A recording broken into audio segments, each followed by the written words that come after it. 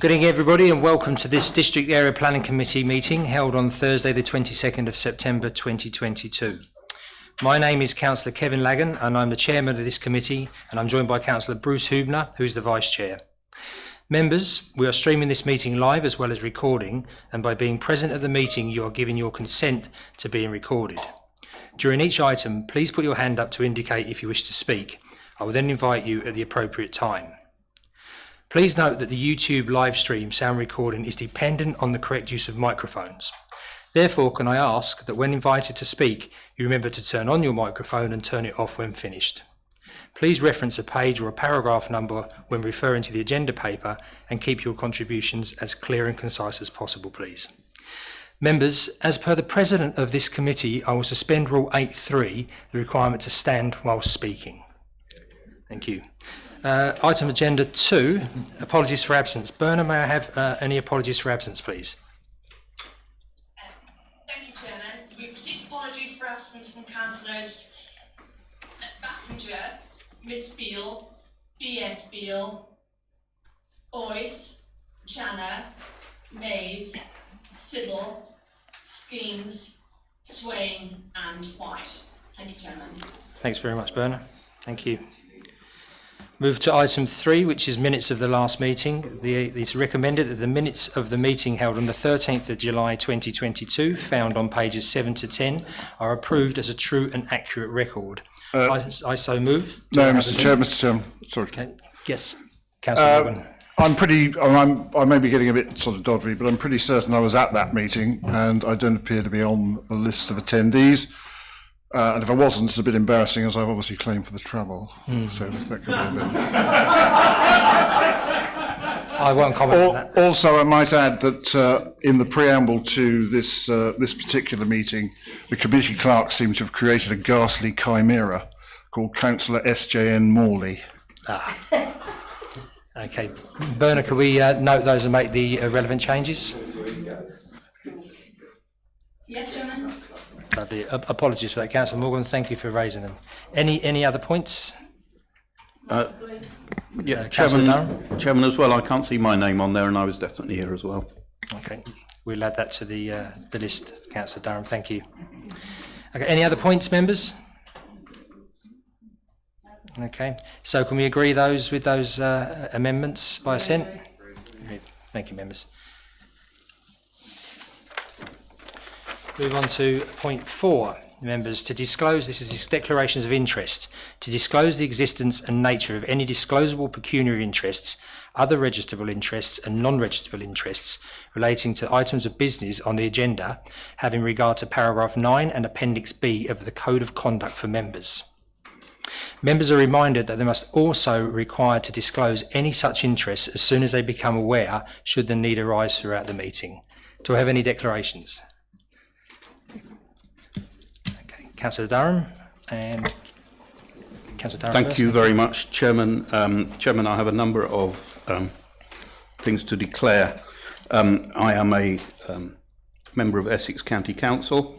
I therefore have an other registrable interest. But Chairman, I also chair ECTU, which is the Essex County Traveller Unit, on behalf of Essex County Council, and I'm the Deputy Cabinet Member, and our portfolio includes the Essex County Council owned gypsy and traveller sites across the county.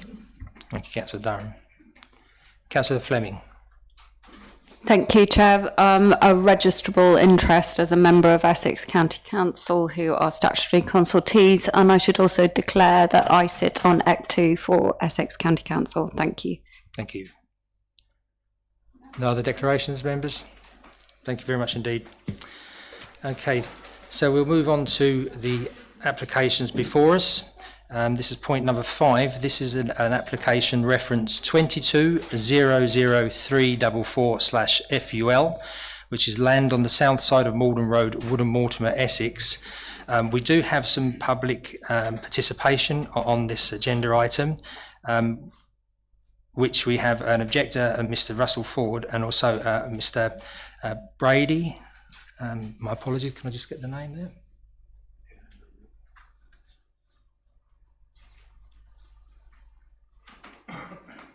It's Mr. Connors is the Mr. Brady, yeah. Mr. Brady. Councillor Brady. Parish Councillor, Mr. Brady. Parish Council, yeah.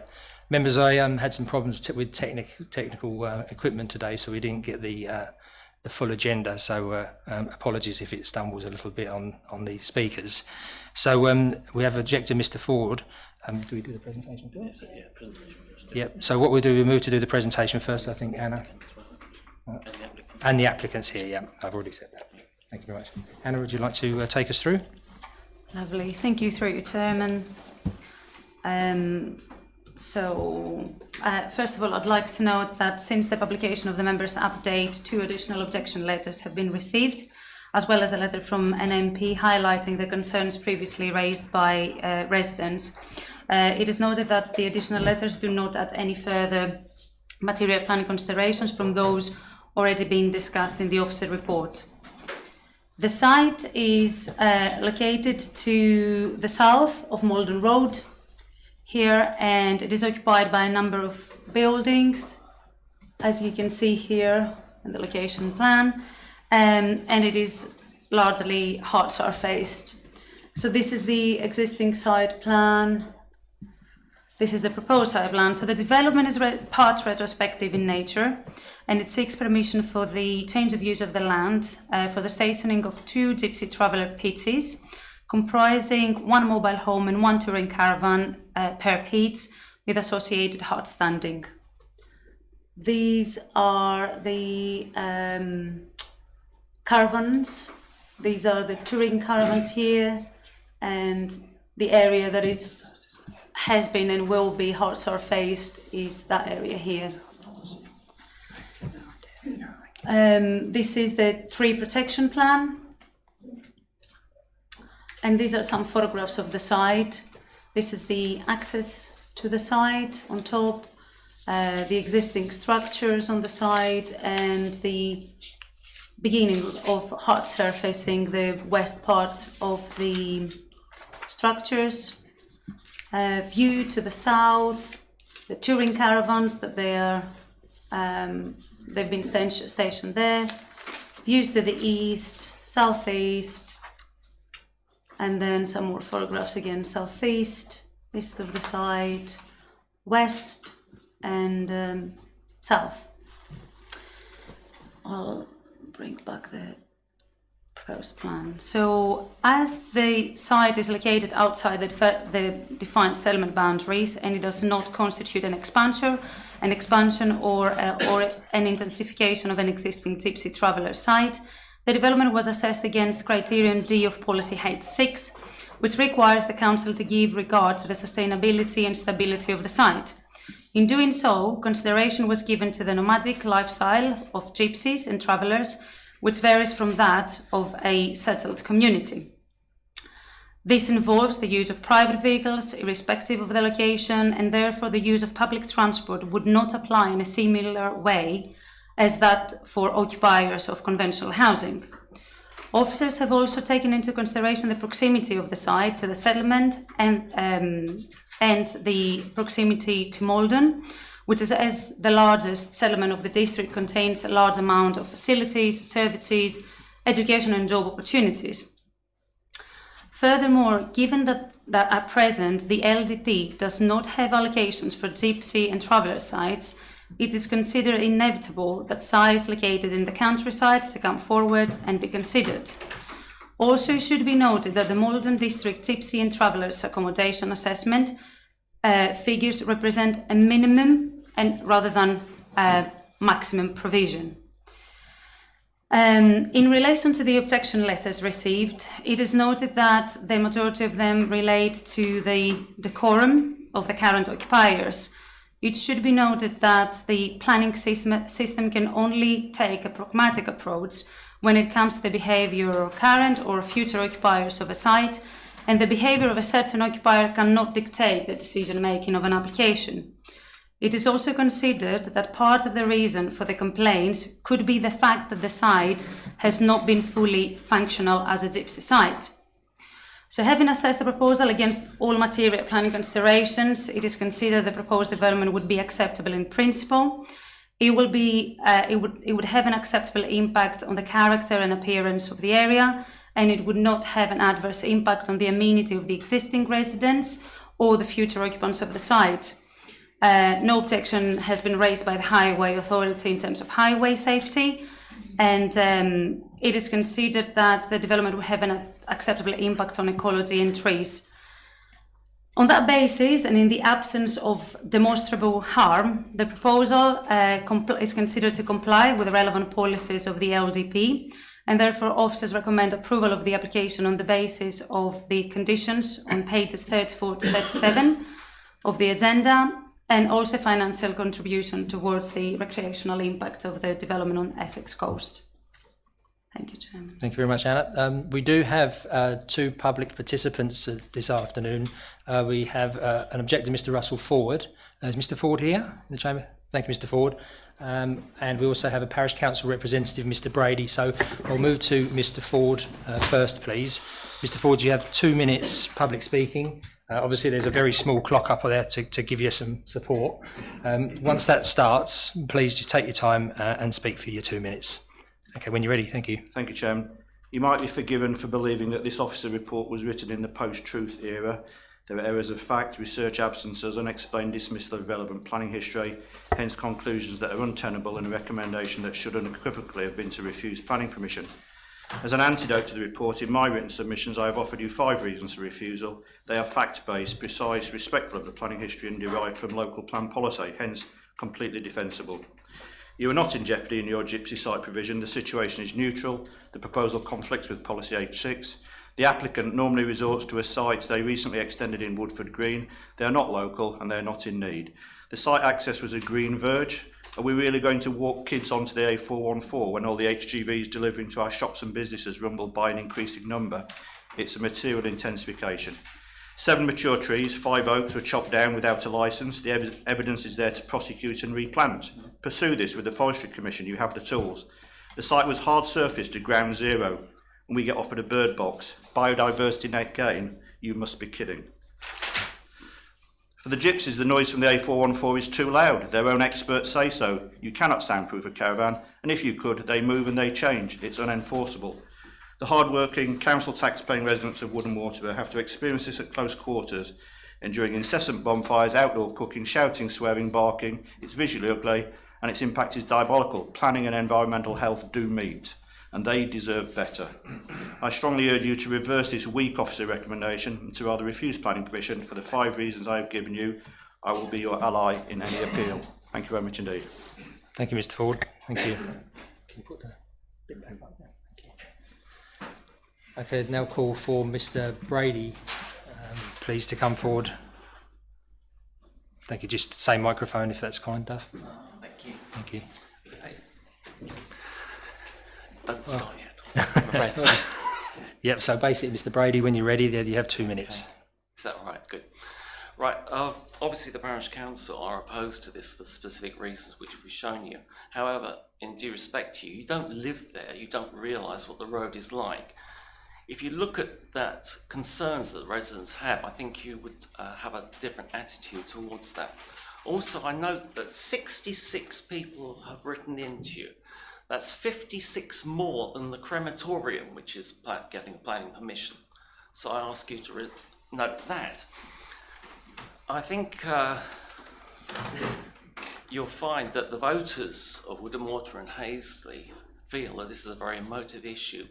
I always find that people that write in are the tip of an iceberg, and the iceberg is there's a lot of residents in our parish that are very, very opposed to this.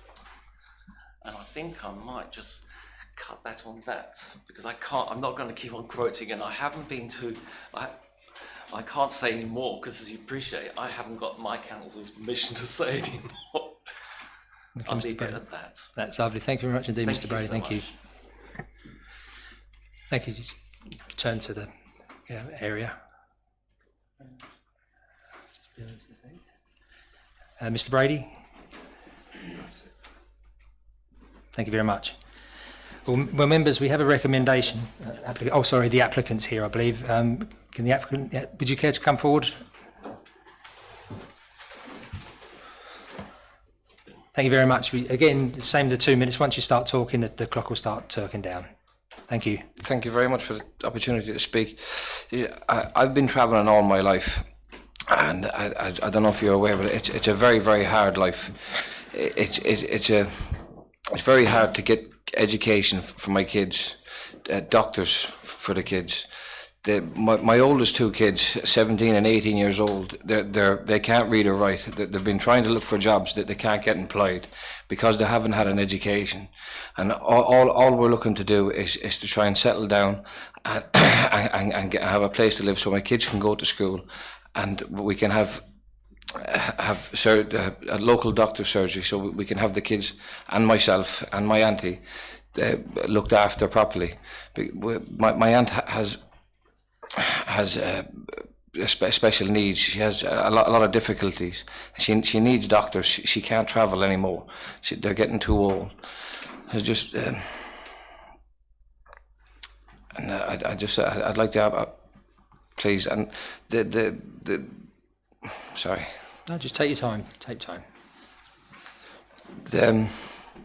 My kids are settled now. They're in school, and the younger kids, they're coming along great. And I'd just like to say that thank you very much. Thank you. Thank you very much indeed, sir. Thank you. Thank you.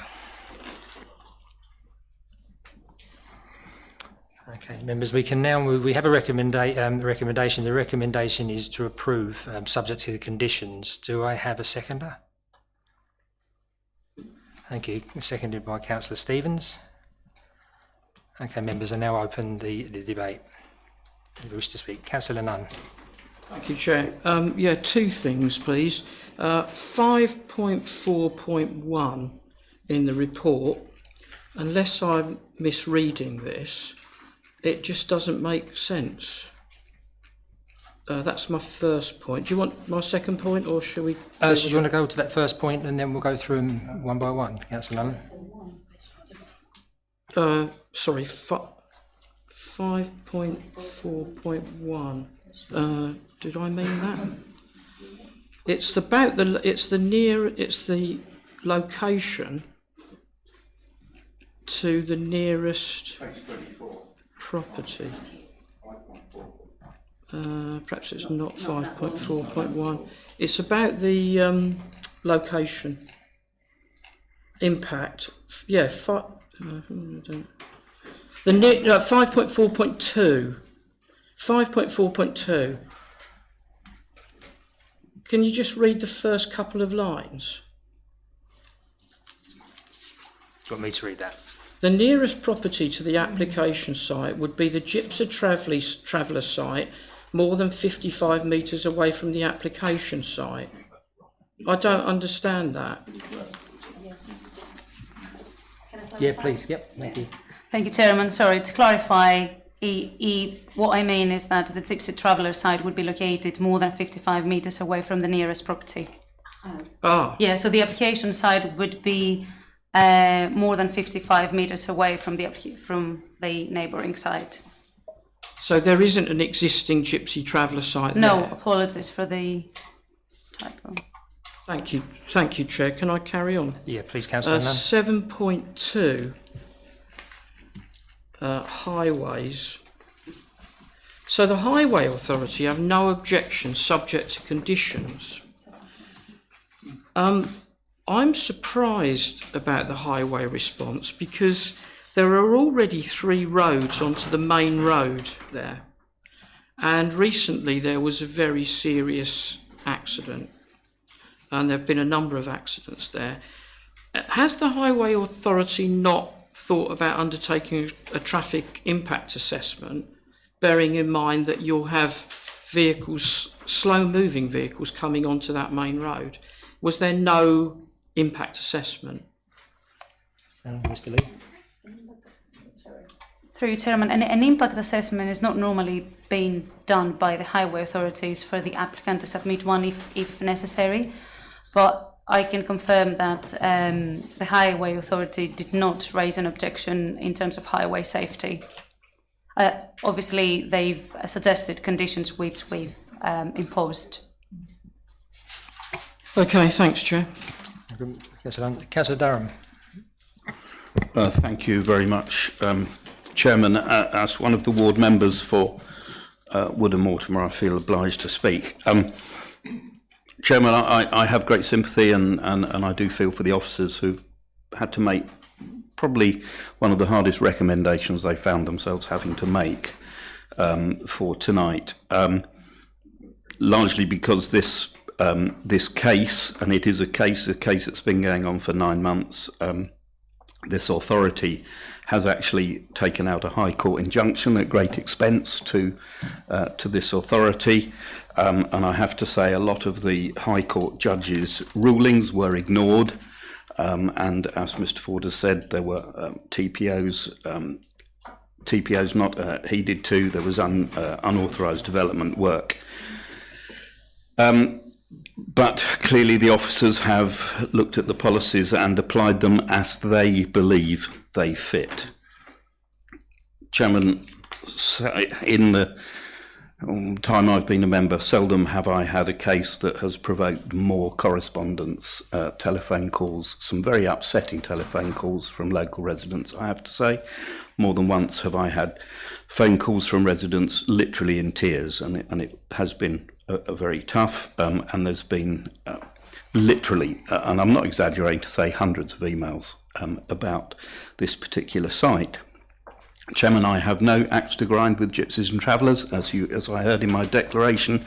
I'm a chairman of the Essex County Traveller Unit, and I look after the 8 Essex County Council gypsy and traveller sites around the county, so I have a good experience of the gypsy and traveller community. But, Chairman, I think we need to address one or two points. The photographs showed the entrance onto the A414 as being a distinct entrance. However, that entrance was only created by the traffic and the lorries to and from the site by the applicant. Prior to that, as you'll see in Mr Ford's submission, it was just a grass bank. So this access has been created artificially without permission. The access also exits onto the A414. There is currently a local highways panel application being progressed for a crossing there because of the speed of traffic, and children are finding it almost impossible to cross the roads when they get on and off the school bus. So this is an extremely dangerous access for both vehicles and for pedestrians. It simply isn't safe, and the local highways panel is in the final stages of getting a pedestrian refuge if that actually happens. So, Chairman, I honestly think that we need to take a step back and analyse the points that Mr Ford has made. The other point that was said, that this wouldn't have a detrimental impact on the neighbours. This site is enclosed by neighbours all the way round, the rears of the neighbours' gardens, all back onto this site. And although I appreciate the fact that there is possibly an element of the fact that the experiences that they've had over the summer are maybe as a result of the fact that this is an undeveloped site, but they have endured 9 months of very difficult situations here because of the unauthorised work that's gone on, because of the unauthorised inhabitant. The High Court judge made very particular rulings, and I'm afraid I have to say that these have not been followed. And Chairman, this is a greenfield site in a rural village. It is not a suitable site for any habitation, not just specifically for gypsies and travellers, but for any form of development. So, Chairman, I have great sympathy, as I've said, with the officers. I think the other thing that was mentioned was the fact that the occupant will have the lifestyle of a traveller, and I'm fully aware of the lifestyle of travellers, but my information is that the applicant actually leaves for work and arrives back from work on a daily basis at a regular time. So clearly he is occupying, or he has employment in the normal sense of the word. So I do not believe that he necessarily fulfills the criteria to be a traveller. So, Chairman, I honestly think that there is sufficient information whether the officers agree with the very comprehensive letter that Mr. Ford has sent out on behalf of the residents, I honestly think there is suitable information in there, and I think that we owe it to the residents of Woodham Mortimer to resist this application because it simply does not fit where it is. Thank you. Thank you, Councillor Durham. I'll just get the officer to return, and then I'll come round to Councillor Morgan's next. Yes, through you, Chairman, in relation to the access, let me just bring up the plans here. Obviously, I don't have the photograph that Mr. Ford added into his letter, but even when you look at Google Maps, you clearly see that there was an access there, which was probably because the site was not in use. They've just put a panel and it was overgrown. That doesn't mean that necessarily there wasn't any access. They haven't done anything to form a formal access per se, but also the Highway Authority has recognised that they will utilise an existing access onto Maldon Road. This is in their letter. That's in relation to access. Through Chairman, just for a bit more clarity, as you can see on that photo there, you can actually see there is a drop curb, and I think it's actually even clearer in Mr. Ford's photo. He shows, and obviously the applicant hasn't done any highway work, so clearly the fact there is a drop curb evidences that historically there has been an access there. It's just obviously it was overgrown, as Mr. Tashchoglu said, wasn't being used, but that's obviously very fundamentally different to installing a new access. And as Mr. Tashchoglu said, the Highway Authority have happily acknowledged there has historically been an access there, and obviously I think it'd be very dangerous to go against what the Highway Authority is saying in respect of that. Thank you, Chairman. Thank you, Mr. Lee. Any other points? Yeah, I'll pick it up. Otherwise, for clarity, this is a brownfield site, isn't Greenfield? Yeah. As Councillor Durham just said, and the Gypsy Travellers guidance from government does encourage us to look at brownfield sites first before looking at greenfield sites. And thirdly, in relation to the trees, a number of trees were taken down. The council served a tree preservation order on the site. My understanding, while we've received a number of complaints, officers have been down and we've found no evidence of breach of that tree preservation order since it was served, for clarity. I know we have been allegations, but officers have no evidence. And I think you just referenced Mr. Ford's opening gambit, where he stated in relation to the Forestry Commission, so I think he was acknowledging that the trees that went down were prior to the TPO, not after the TPO being served. And I said, we have been down as enforcement and we've got no evidence of any further work to the trees. Thank you, Chair. Thank you. Yes, Councillor Durham, please. Just on that last point regarding trees, my information, which is largely comes from the residents when they used to phone me on a Friday night or at the weekend when they heard chainsaws buzzing, this is after the TPO. And you know, members can decide whether the weekend work was done deliberately or not. I wouldn't like to say. But, Chairman, I don't think there's any doubt that there has been clearance since the TPO, and there has been clearance since the injunction was taken out. And I'm absolutely certain, you know, I trust the residents because they have taken photographs from their bedroom windows, etc. So, Chairman, I think, I regret to say, I actually think that we, as an authority, we haven't visited the site to the extent that we should have done during this period. Thank you, Councillor. For clarity, that is comparing photographs that we've taken on the site and we've not evidenced any different. It's not just about trying to catch people under action. What I would say in relation to if there have been chainsaws, and that isn't obviously clearly evidence that there's a breach of a tree preservation order, a chainsaw being used. There were works to trees that resulted in timber being on site prior to the tree preservation order being served. Works to remove those trees would not have required consent under the TPO and wouldn't have been stopped by an injunction. So chainsaws could have been in relation to, I don't like to make assumptions or to guess, but we're sort of being dragged into that. But what I can say is officers have been down, they've reviewed photos that they took at various stages, and there is no evidence that the council has of additional works to trees being taken. Thank you, Chair. Thank you. Councillor Morgan. Thank you, Chairman. Obviously, I'm a fellow ward member with Councillor Durham for this area, and fully support everything that he says and urge you to do that. It would be simple to suggest that this is some form of bigotry in the sense of sort of outraged NIMBYs seeking to push away sort of travellers. It would be simple, but it would be wrong. That is precisely not what is happening here. My brief association with certainly the Parish Council of Woodham and Mortimer is that they have every sympathy with the applicant and his aspirations and where he wants to have a site, but that site is not here. We've already discussed the access. We're just off of the A414 just before the roundabout there. That it is simply, I simply cannot understand why Essex Highways have not brought this up. But to access that site off the road would be very dangerous.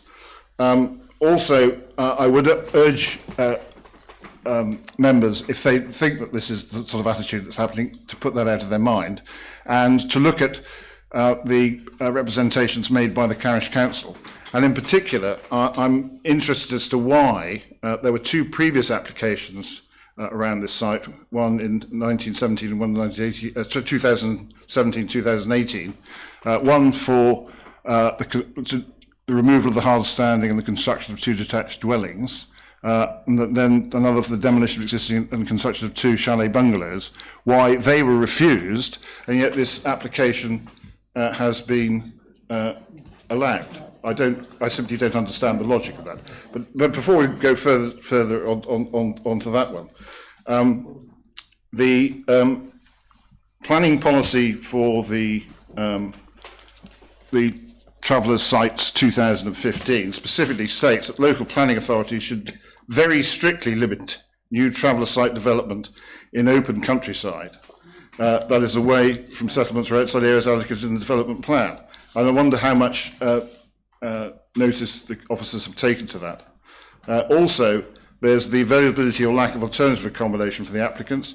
I believe that there are other sites available that could be used.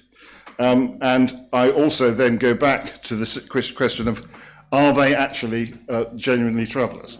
I understand that it is perfectly possible for me to state that I am now a woman and use female facilities. Clearly that would be ridiculous. In the same way, does it mean just by owning a caravan, does that make you a traveller? I suggest not. And I wonder how much investigation officers have made into the actual applicants of bona fides on that case. Okay, Councillor, thank you, Morgan. Okay, Anna, would you like to respond? Thank you, Chairman.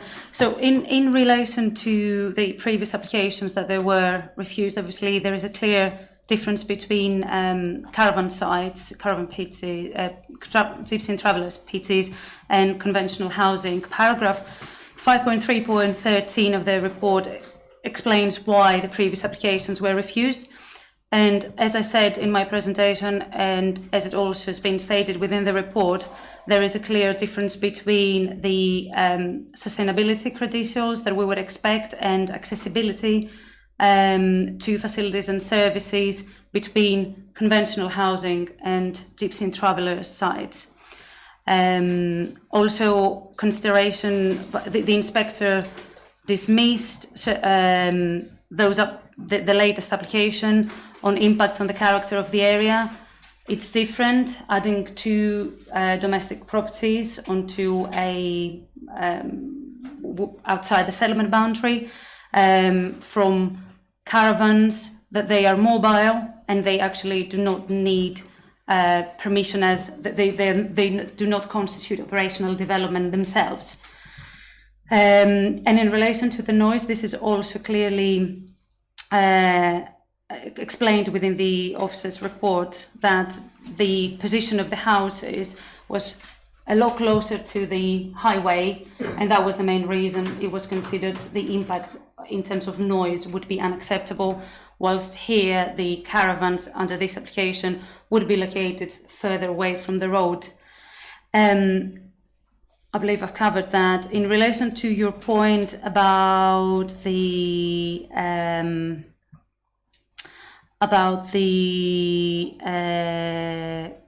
caravans being located into the countryside. Actually, legislation says the contrary, and this is also stated within the officer's report. It's the Through you, Chairman, more specifically in relation to that point and the government advice which Councillor Morgan referenced, and as explained previously, this is a brownfield site. This is previously developed land, and the exact same piece of guidance in paragraph 26A of that guidance clearly explicitly advises that we should be using effectively used previously developed brackets brownfield land. So that point by Councillor Morgan is incorrect. I'm not saying that that this members have to agree that this is the most effective use of previously developed land, but the point raised by Councillor Morgan in relation to why we should resist it on that guidance is flawed, and it would actually encourage the use of this land because it is previously developed. Thank you. Thank you very much. Next I've got this Councillor Stamp. Thank you, Chairman. My questions, if you're listening, officers, is quite quick, really. I'm sorry. Do you want to finish your conversation, or are you? Okay. Thank you. Are there any of the vacant sites that could be accommodated in the district? Have we got any sites? Nowhere. Hang on. Just bear with me. And the next one is, can I actually see the evidence about the ecology and the biodiversity gain that you have to balance, yeah? We're all being told we have to balance building, development, wherever in the district. And I noticed that the gentleman from Smart Planning turned around and said, we're getting 2 back boxes.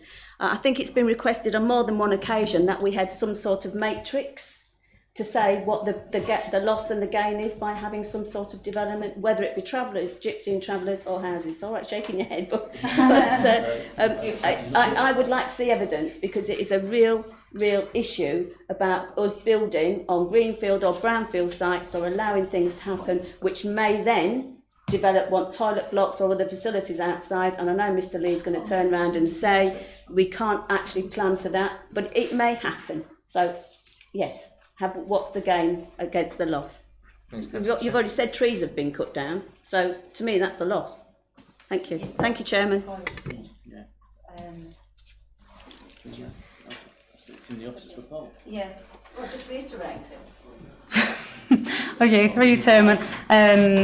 About the first point, where we both shook our hands. We don't have, and I did say when I was doing the presentation, is also within the officer's report, we do not have allocated sites within our LDP. There aren't any vacant sites that we are aware of, and we don't have any allocated ones. I think that's... So did we not allocate it in our LDP, any sites at the LDP? Yeah. We did. So we was remiss then all those years ago. We didn't allow any gypsy and traveller sites. Yeah, that's correct. And in relation to the ecology part, there isn't necessarily a matrix. This is not typical for any application for new housing or gypsy sites to submit a matrix with benefits and harm. This application was supported by preliminary ecological appraisal, which is typical when you have like either housing or for gypsy site, or actually when it could be a potential impact on ecology. The ecological appraisal advised that there will be no further works to the trees, and apart from the bud boxes and bird boxes, which is again very typical as a biodiversity net gain to any development, that, I mean, even in our major housing schemes, that's basically things that we ask in terms of ecology enhancement. There was a provision of an ecologist being on site if any further works would be required to be carried out within the site. So that covers that. In relation to the trees, I believe my colleague Mr. Lee have already explained that this was prior to the TPOs, so they could have removed them with no concern. Do you want to come back on that? I'd like to come back. So in my simple mind, we're actually starting at a minus position anyway. So we've already lost that biodiversity net gain because we've already removed some of the trees. And that is what, I tell you, every planning application at the moment is coming to this council, we're having trees taken down. Yeah, and I think we really do need to be conscious. We've got climate strategy, we're supposed to be looking after our environment, and to me, I could be wrong, we're starting on a negative. But the officers don't need to come back, it was a point I was making. Thank you very much, Councillor Stamp. Next on the list is Councillor Fleming. Thank you, Chair. I have concerns about the suitability of this site, to be honest. I mean, that's because I drive this road 4 times a day. It also features in my inbox as a division member, probably have 2 or 3 emails a week about speed, weight of traffic, highway safety. I mean, so my concerns around the access and highway safety. The road is a 50-mile-an-hour limit, but cars travel much faster than that. It's an accident black spot. I know the Highways Authority gave, their response to consultation and said it was acceptable, but I'm wondering whether that was actually bearing in mind that the North West Committee in August gave permission for Claremont Garden Centre, a new restaurant and cafe there, so that actually does alter the situation with highways on the ground. It will do when that's enacted. They gave permission, so that will make the situation worse. So my question to the officers is, has that been factored in? Thank you. Thank you, Councillor Fleming. Through you, Chairman, no, that wouldn't have been factored in, but what I would suggest is that when you extrapolate that over the full week and things, that application would have very limited impact in relation to highways. Thank you. Okay. Do you want to come back, Councillor Fleming? Yes, thank you, Chair. Also, I mean, I have concerns about the suitability of the site because there are no shops in Woodham, Mortimer. There are no facilities, and it's a grass verge. You can't walk from the site. We're supposed to be promoting sustainability. There's no footway there. That, for me, that's why it's an unsuitable site. Thank you. Thank you, Councillor Fleming. Thank you. Don't think you need a response there. No, thank you. Councillor Keys, please. Thank you. Thank you, Chairman. What was this site? They say it was a brownfield. I see there's historic concrete in there. Do we know what it was used before? Because I had a site in my ward, which we got an application for, that there was an argument that it could have been a farm, and they said, well, if it was a farm, it can't be because 90% of the farms in the UK are uneconomical. I just wondered if it was this farm buildings or it was farm buildings? Through the officer. Through you, Chairman, yes, it does include stables, which is not farm buildings, but also some storage buildings. It was agricultural. It was never it's agricultural. Not agricultural. Stables and equestrian uses are not agricultural. No, that's what I want to know. I know the site, but I'm young. I didn't know how long it was. It's been historically. They were saying also when we go to the travellers' pitch in my ward in Captainswood Road, we granted, off the top of my head, I believe it's 4 or 6. Now, when I drove by there the other day, there was no caravans in there. So, are they occupied or are these granted and they're not being used? Do we know on that? Or just a comment, Let's be straight. Sorry, I don't have that information, I'm afraid. Right, okay. All right, no, thank you, Chair. Thank you, Councillor Keys. Next, I've got members. We've got quite a list of people, but because of the detail that we need to debate, I think we should go through and give everybody ample opportunity. Councillor Spenceley next, please. Thank you, Chair. So I've come to this report with a completely open mind. Okay, that would always be my position. And I really do understand that the officers have had a tremendously difficult job in writing this. However, I don't know anything about this application previously. I've not been involved in it in any way. And just speaking from the heart, from a really honest point of view, we get to 3.2.1 on the conclusion, and it's heartbreaking. How can we say, and I know Councillor Stamp has already started to, has made this point, but just reading this again, in the absence of any demonstrable harm, and the words that subject to conditions that will have be able to achieve a biodiversity gain. I think we have a responsibility to our residents not to be so fanciful. We're not even being honest with ourselves. In a meeting here just a few weeks ago, I was told that we've got nobody to actually monitor the enforcement of ecological conditions. How can we say, when we've got trees here that would have been hundreds of years old, that we're going to put up a few bat boxes and a few bird boxes and it'll all be okay? It won't. And if we're serious about climate action, this is an issue. Completely apart from all the rest of it, we can't keep writing reports where we're talking about biodiversity net gain and it's not real. It makes no sense to us. It makes no sense to the residents.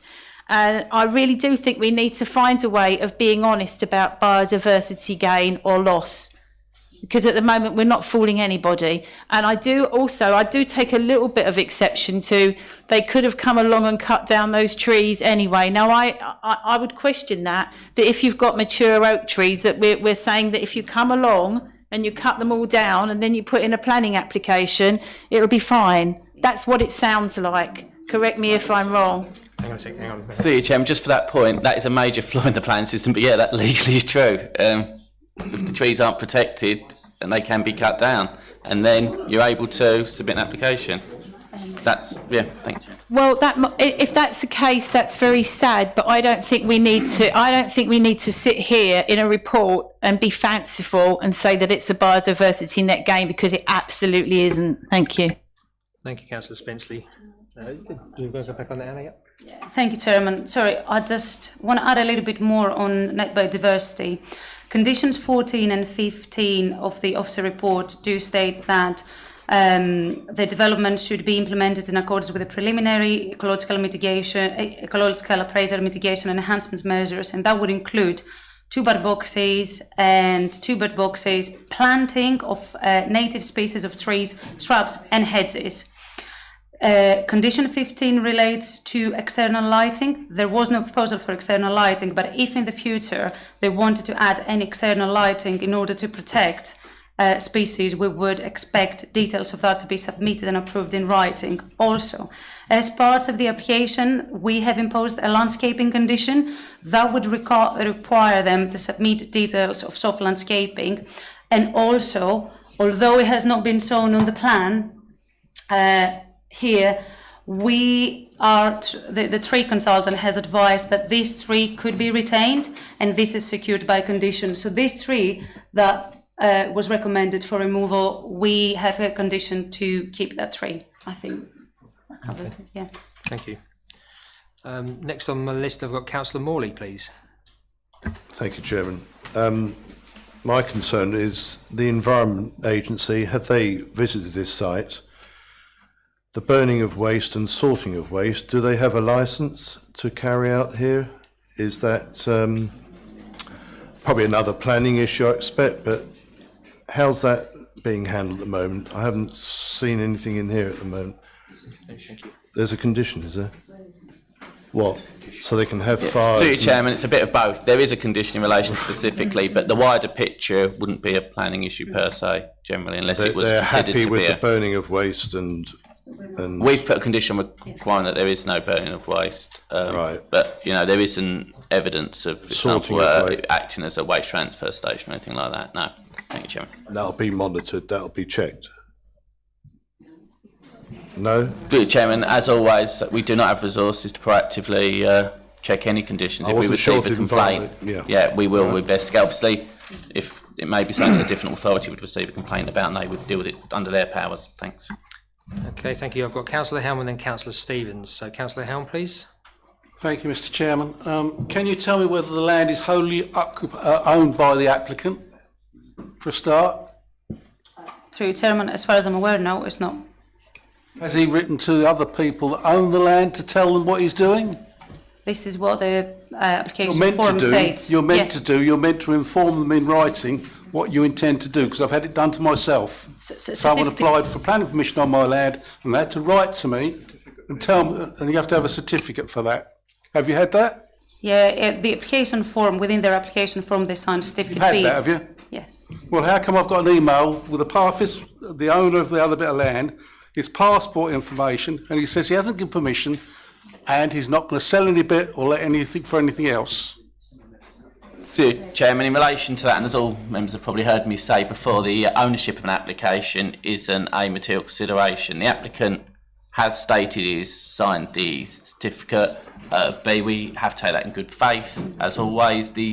I've been aware also of a email of someone saying they own the land and they're not looking to sell the land. And as members know, though, the fact that someone has stated that is not a material consideration, termination application. Ownership per se is not a material consideration. Whether or not there is an owner, separate owner, that person has written to us, so they haven't been prejudiced if they have not been consulted, because that's what it would come down to in the eyes of law. Has someone been prejudiced? The simple fact they've been able to write to us highlighting the fact that they feel that would mean that they haven't been prejudiced per se. So I don't think that would be a consideration for any either part way in termination of this application. Thanks. I'll come back with a bit more. So, Councillor Helm, yeah. Yes, that's correct, but you can't impose conditions on somebody else's land, can you?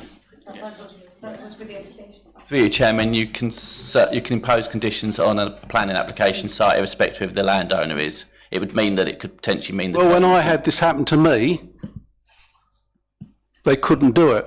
The solicitor wrote into the council to say you can't impose any conditions because they don't own the land. Through you, Chairman, you can impose conditions. They might not be able to deliver it, which would then mean they wouldn't be able to deliver the application, which could result in an enforcement case. But you can impose conditions on the application site irrespective of who the landowner is, because planning permission sits on the land, not with an individual. Thank you, Chairman. Thank you. One more final, if I may. You certainly may, Councillor Helm. If you look at the entrance, there's all mud all over the road. Is that continue going to be like that and cause accidents when winter comes? Look, see the mud all down the side of the road? All on the edge, all on the verge? That isn't the correct entrance, is it? Thank you. Chairman, Highways have suggested a condition for unbound materials to not go on the highway for highway safety, and that's been imposed. Thank you. Thank you. Next, Councillor Stevens, please. Thank you, Chair. Can I just ask a question first of all, and then I'd like to make some statements.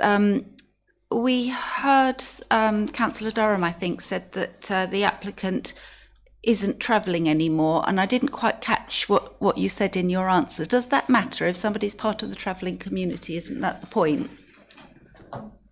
Through you, Chairman. Councillor Stevens, the reason you didn't catch it was because I actually forgot to comment on that point. So thank you for... I knew there was something I'd forgotten, and that was the point. The applicant has stated within the application they are part of the travelling community.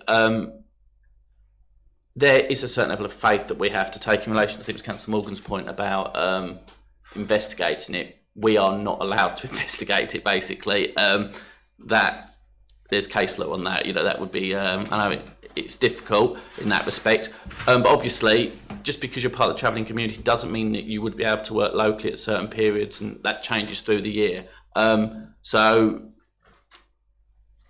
there's that point. But secondly, because we're suggesting a condition that would say that the occupier would have to be part of the travelling community, if the individual that moves on, this is for any gypsy and traveller site, when you put this condition on, it could be that they start off as travellers and coming under the definition, and then in future, because they decide to settle, because they even difficulties, even actually in theory, even if they retire, it can cause problems for them, and that they then no longer fall into that definition. In theory, there would be a breach of planning control, but that would be something for the future. But our information is that they do fall within the definition, and I think it'd be dangerous to challenge that any further. Thank you, Chairman.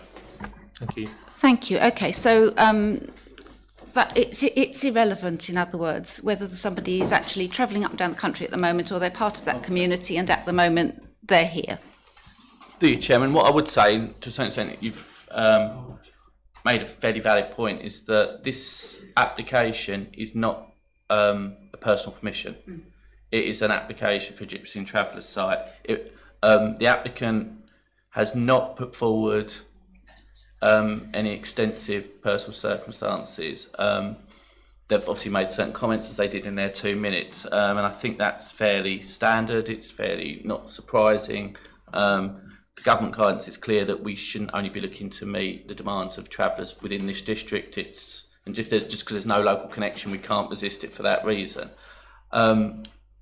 number of the sites that we have granted more recently, my time at Maldon, either have had personal permissions or had slightly restrictions to allow people outside travel, and this isn't that. This is an application just for solely for this site, and there is no material considerations that the officers are putting forward, and I would say that what the applicant has put forward in his 2 minutes don't fall under very special circumstances, so I'd advise members to not give that any more weight than maybe the reason why nearly every traveller might want their own site, and that, yeah, it is an application just purely for a traveller's site, and the personal circumstances or the applicant to a certain extent are a moot point in determination of this specific application. Thank you. Okay, thank you very much. So, I haven't heard any reasons tonight why this should be refused. I've heard a lot of opinions and some quite ugly opinions. I've heard a lot of things that haven't got anything to do with this application, whether we would like them to be or not. I don't like trees being cut down, but that doesn't relate to this application. The Essex Highways have not said this can't go ahead, we object. We might like them to have done, but they haven't. Chainsaws at the weekend, well, you know, that's sort of living in a neighbourhood, isn't it? There's always somebody doing some project or something at the weekend. There's always some dog or a chainsaw or children running about shouting. That's just living in a neighbourhood. There's always a bit of noise. I think you need to live in the middle of nowhere if you can't accept that. And we need to make a lawful decision tonight. We can't go into this and say, well, I'd like it to be like this, and so that's the way I'm voting.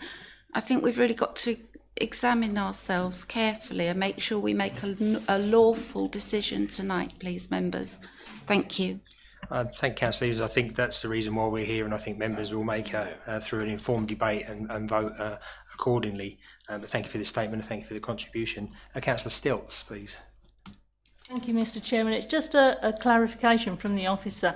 5.8.3 talks about the summary of appropriate assessment, and it says it concludes that the project will, without mitigation, have a likely significant effect on sensitive interest features of European designated sites due to the scale and location of the development proposed. Then we set a figure. Where have we got that figure from? Yep.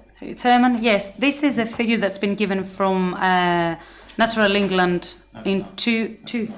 Through you, Chairman, the figure is based on our adopted SPD that is Essex-wide, that is aimed at meeting the offsetting the harm from new residential accommodation on the designated sites. This paragraph and section has been in every committee report to do with a new dwelling or personal new housing, whether it's 1,000 houses or one house, for the last 3-4 years. So, and that's just the approach that the council takes and whole of Essex takes in relation to meeting the harm by additional dwellings on the protected sites. Thank you, Chairman.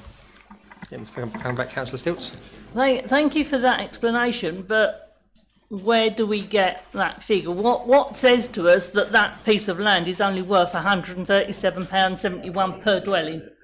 Through you, Chairman. How that figure is calculated is that Essex made a decision on a range of and a suite of activities that they were going to bring forward to look to mitigate harm. That was then divided by the expected number of dwellings across Essex within those areas, and it worked out at, it was actually slightly lower than that at the time because it's index linked, per dwelling, and that is one dwelling is that figure, and that's the same for the whole of Essex. Thank you, Chairman. Thank you. Next we've got Councillor Fluker, and then we've got Councillor Durham. Yeah, thank you, Chairman. I mean, I should think this debate and this planning application must be of great interest to the Gypsy Council of this country, because, you know, I think what we're basically saying here is that, you know, we're not up to speed with our traveller sites, which opens the doors for these type of applications. And you know, it's a bit like the way these policies are. If I was to go and buy a Wurlitzer based on what you've just said, and I wrote to you and said I'm now a showman, yeah, I could then buy a piece of land in Torson's Knights and then apply for my gypsy caravan site. And I you know, I'm afraid, members, people have spoken against this application, but no one's come forward. The best we've got now, the best we've got at the moment, and I can see the minutes, Councillor Durham says, based on what the objector's agent said, we should oppose it or refuse it. But, you know, I'd like to hear what the members are actually saying about policies and why they think it's not policy compliant, so that we can actually extend the debate in the right direction, because you can discount highways. You know, we can't, you know, if we were to go to appeal, highways would become, a conflicted contributor to the appeal. So we can't do that. You know, I mean, I often wonder sometimes with the county members who sit on this committee, why they don't engage with their own highways authority and perhaps be absolutely clear with them what these situations are. I mean, I know the location and I go past it, you know, been past it today twice, but unfortunately highways say it's acceptable and we can't argue that. So, Chairman, I hope that soon, and I know Councillor Durham's speaking next, he's going to come up with some reasons perhaps why he thinks this committee should refuse this application. Policy reasons. Thank you, Councillor Fluker. Councillor Durham. Thank you. I'm going to disappoint Councillor Fluker. I just want to point out where there are some understandable mistakes from what the officer has said to us in relation to Councillor Stamp's question. Members that have been here some time might remember our first try at getting our LDP adopted, and that was actually kicked back by the inspector on the basis of he was not satisfied with our gypsy and traveller allocation. So we had addressed our gypsy and traveller allocation, and fortuitously at that time the government reclassified what it calls a traveller, and a traveller can't be classed as a traveller unless they travel. That actually reduced the number of gypsy and traveller sites that this authority had to provide, and this authority has a supply of gypsy and traveller sites. This authority has an Essex County Council travellers site, permanent site, not 2 miles from this application site in Woodham Walter. I don't know whether there's any free space on it, but that is a legitimate gypsy and traveller site.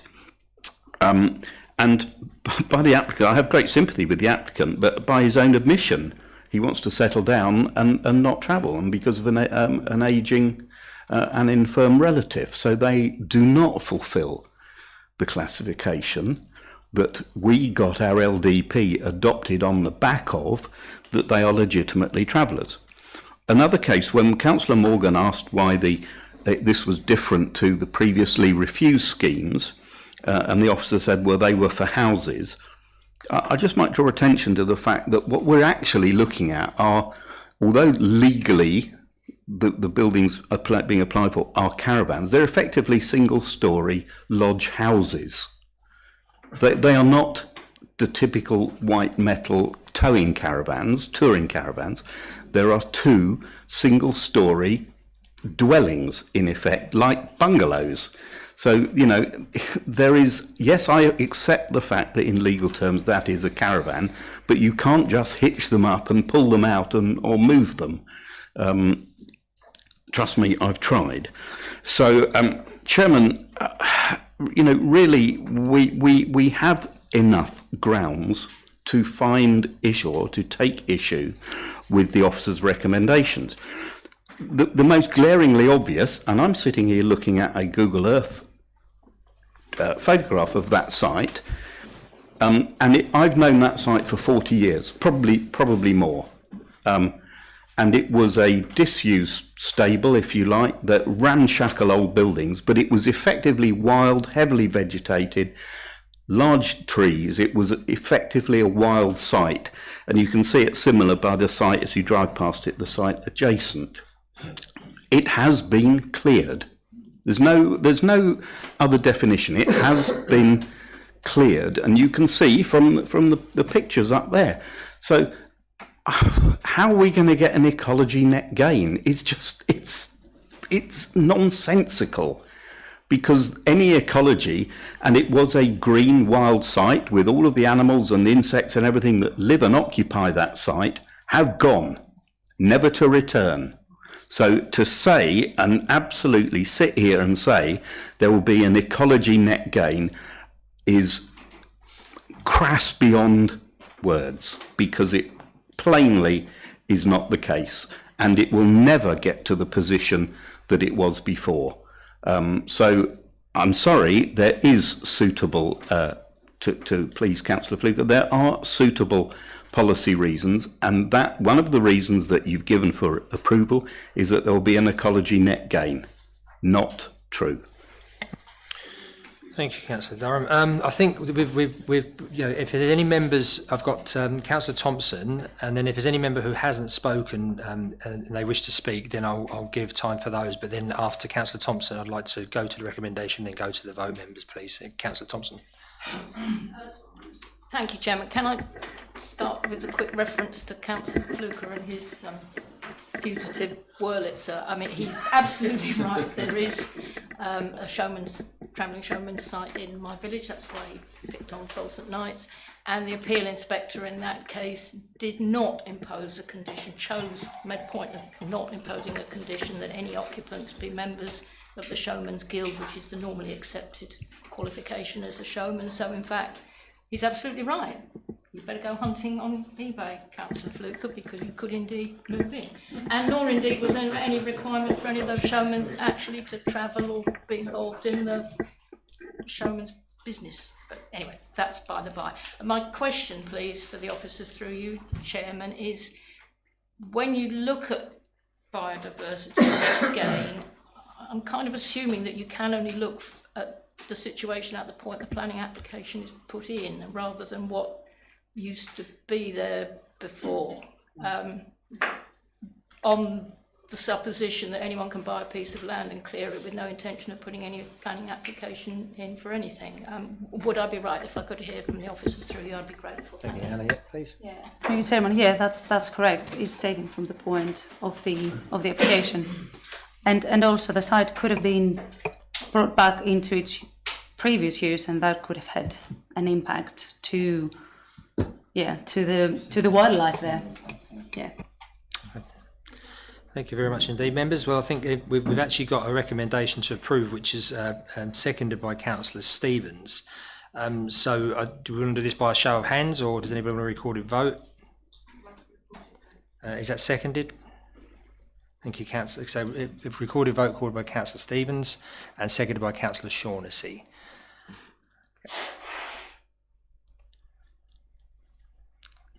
Are you there, Bernard? Yes, thank you, Chairman. Sorry, I thought it was... I will call your names in alphabetical order. Can you please state clearly for, against, or abstain? This is for the officer's recommendation of approval. Councillor Bell. Against.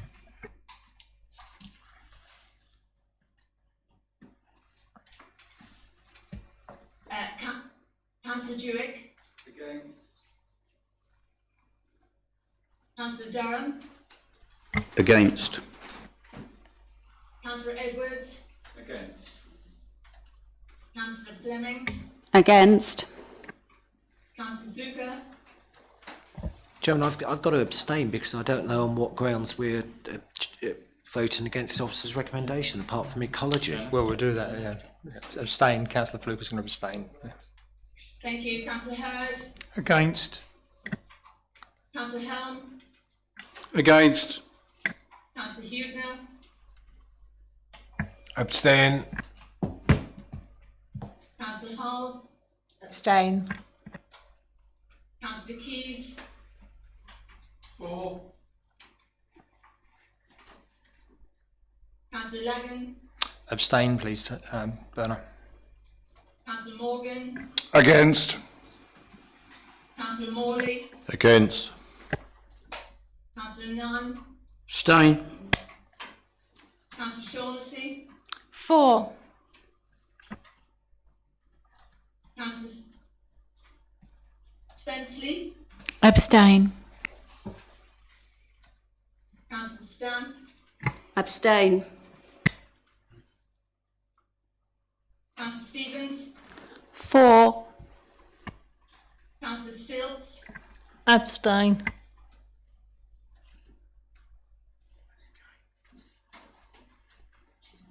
Thank you, Chairman. We've got Councillor Thompson here, Bernard, sorry. Councillor Thompson was on that button like a rocket. I'm sorry, Chairman. I know I'm only little, and like Councillor Stamp, I'm already standing up. Would you like me to announce the results, Chairman? No, we haven't had Councillor Thompson, please. For the recommendation. Yeah, Councillor Thompson is for the recommendation, please, Bernard. Thank you. So that's 4 for the recommendation, 9 against, 8 abstentions. Thank you, Chairman. So we need some reasons for refusal. No, what you need is a reason for refusal, and then also come back, and then get to vote on it. Okay. So you need someone to recommend it first, and then they need to bring forward. Yeah, they've got to bring the refusal. So members, that the recommendation approved has failed. So we need some grounds for refusal. No one brings it forward, it just disappears off the agenda. Or no grounds, so we don't have to do anything. If no one's going to move anything, then... Well, Chairman, I can start with unacceptable detrimental impact on the rural amenity and the amenity of neighbours. Mr. Lee? Yeah. Dear Chairman, for clarity, when you say rural amenity, do you talk about character area or just the impact on the neighbours? Both, Chairman. Okay. Obviously, to a certain extent, the first point, one's subjective. Obviously, government advice does encourage them on brownfield sites, which this is. The site is heavily screened by the retained structures, so I would have some concerns in relation to that. In relation to impact on the neighbours, I know there's been a lot of public objections to it, but I think you need to have 2 things in mind with this, members. Firstly is that, and as Ms Chastoglu explained earlier, the planning system has to take a reasonable approach to the decorum of occupiers. So the fact that a certain individual may create noise or disturbance above and outside of what a reasonable person in the Bell diagram might do isn't a reason for refusal automatically. And that matters for environment protection to deal with, which is separate to the planning system. And the second point is that obviously I think a number of the issues that have been raised partly will have been by the injunction with serves stopping them from being able to connect to the services. So it's potential that some of the noise and disturbance issues that have been raised would naturally fall away if planning permission was granted. So I would have some concerns in relation to that point as well, members. Thank you. Chairman, I'll stand by those reasons. Thank you. Thank you, Councillor Durham. Councillor Dewick. Thank you, Chairman. I would have thought it's the one catch-all that we'd normally do for any development outside of a village and is used all the time, and that is that the site is unsustainable. Thank you. Through you, Chairman, I would say, as Ms Chastoglu said a couple of times now, and the officer's report says, and the government guidance is clear on, the sustainability test for Gypsy and Traveller site is very different, and I would think that would be very difficult to defend at appeal. Thank you, Chairman. And also, Councillor Durham would have to accept that as amendment to this. Okay. If you were. Yep. Okay, so we've actually got a recommendation to refuse with some points from Councillor Durham. Bernard, did you capture what Councillor Durham had tabled? Yeah. But it's not. Chairman, I believe Councillor Durham commented that it would have a detrimental impact on amenity. Through you, Chairman, I think for my understanding is that it's impact on the character in the area from the proposed development is one reason for refusal, and the second one would relate to impact on the amenity of the neighbours. The only thing I would request is if Councillor Durham could expand a little bit, because obviously impact on amenity could be noise disturbance, overlooking, overshadowing, etc. Just for a little bit of clarity would be helpful to the officers and I'm sure to the members when voting. Thank you, Chairman. Thank you, Mr. Lee. Chairman, the neighbours will now have a development clearly on view from their rear garden and from all of their houses. If that isn't a detrimental visual impact, I don't know what is. And I'm getting a little bit miffed, to be quite honest, and I do have sympathy with the officers, but there has been plenty of information provided about potential reasons for refusal, and I would expect those to be tested. So, Chairman, I stand by this, and I honestly think that it has been harmful environmentally. Ecological has been harmed. I do not believe that we can stand by and substantiate an ecology net gain. Chairman, we can go on forever and ever on this, can't we? But on the basis that there are so many local complaints, and the fact that this authority has spent literally tens of thousands of pounds in a high court, I would expect a planning inspector, should it come to that, to at least take due regard, whether he applies those in his decision making or not. But I think it's absolutely relevant in this case. Thank you. Thank you, Councillor Durham. Any comments? Yeah, I don't understand. So, would Councillor Durham's reasons for recommendation for refusal stand? Would they be valid? Through you, Chairman, for clarity, we asked for expansion on impact on the neighbours. Obviously, Councillor Durham did that. He talked about outlook, which obviously I would just highlight the recent costs appeal in Stony Hills when we tried to defend us, and actually also in Tinker's Hole too, as it's colloquially known, when we tried to defend those sort of arguments, and inspectors both found them to be significantly flawed. But in relation to ecology, I'm not sure if he's looking to progress a third reason for refusal or not. Yeah, just if I could just pull the meeting back, because my role as chairman is to chair the meeting, and I think that the Councillor Durham would welcome support. And yes, as a local authority, we've had previous failures in the system, but I think we're looking at this, as you know, and you've taught us, we're looking at this application on its own. So if there's help and support and there's valid reasons why Councillor Durham has tabled, and you can help maybe form the words afterwards, if it's legal and it's valid and it's members' wishes, then we should look at forming that word if it's a valid reason, or if Councillor Durham needs to extrapolate a little bit. Chairman, and I'll also add that we do not have, we do have a satisfied gypsy and traveller allocation at the moment. It hasn't been proved otherwise. And we have a formal gypsy and traveller site within 2 miles of this particular site. Just refer to the officers. Yeah, absolutely. Yeah, through you, Chairman. Apologies, I'm getting a little bit confused. So you've said that one reason was the impacts on the character of the area. Then you've said another reason is the impact on neighbours, and I believe you referred to outlook. Just to reiterate, the nearest property is 55 metres away, and I believe you then you've made reference to another reason for refusal about ecology, and now do you also add to the reasons for refusal the not identified need for a gypsy site? I would be really worried if we do that, because it's not a ceiling what is within the LDP. It's the minimum. It's similar to housing. It's not a ceiling. But yeah. For clarity, members, there actually is a 5-year land supply test for gypsy and traveller sites. It's exactly the same. And as Ms Tashjoglu said, it's not a ceiling, it is a floor, and the policy allows for additional sites. So I would be concerned at that as a principal reason for refusal. Thank you, Chair. Thank you. Question. Yes, certainly, Councillor I'd ask it for the officers. Has the ecology and the biodiversity gain been tested anywhere? Because it's at appeals. Through you, Chairman. Well, obviously, as the officer's report explains, our consultee has come back saying it's acceptable. I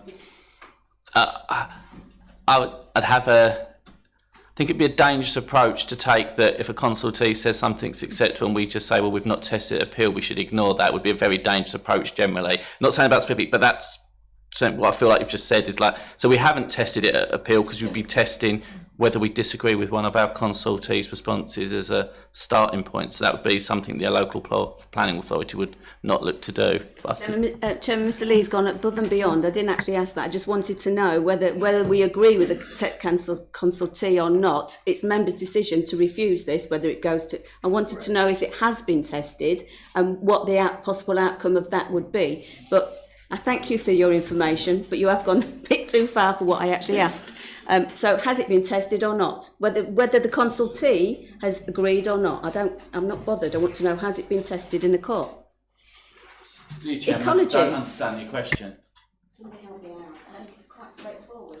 Councillor Dewick. Mr. Chairman, I'm getting a little bit concerned about the way this is going at the moment. To be honest, I don't normally want to pick a fight with the officers, but their job at this stage should be to try and help members to come up with reasons for refusal, not to shoot everything down in flames as soon as it's suggested. Okay, and I think we ought to put that in mind and carry on with that before this goes any further. Yeah. Thank you, Councillor Dewick. I'll just let the officers come back just quickly on that. The Chairman, and Councillor Dewick's point, Councillor Durham brought 2 foot forward at the first point, which I extrapolate that into 2 from 1, asked clarity, I provided feedback. For the second point, obviously saying impact on neighbours is a very broad topic, so officers sought some clarity on that matter. That was all we asked for, and it appears that more items are being brought forward, but as the requirement of our practice is that it is my responsibility as the gravitas role here at Float is to protect the council and to provide feedback on the validity of reasons for refusal. I'm not here to pick arguments with members, but I am here to give professional advice on the validity of reasons for refusal. Sometimes members might not like what I have to say, and hopefully outside the chamber we'll forget about that. But that's the reality of this. And I apologise if you feel like I'm trying to shoot down, but there are points that we have raised and been consistently through the meeting, and we can't then go against that professional advice just because members don't agree with it, I'm afraid. Thank you, Chairman. But members, from my understanding, members have obviously, as long as there's a valid reason, which Councillor Durham has brought a valid reason up, or maybe a couple of valid reasons, we should take that. I think it's time now, if that's seconded. Yes, certainly, Councillor Durham. Last time. I appreciate that. I'm trying to help. I'm trying to help members and the officers. I could produce 30 or 40 emails, letters, accounts of how this site has impacted on the residents' amenity, and they would of course be taken into account by an inspector. Mm-hmm. Thank you. Through you, Chairman, is this? I've seen letters as well, but is Councillor Durham raising issues in noise, disturbance? That's all we want is clarity, because amenity is such a broad topic.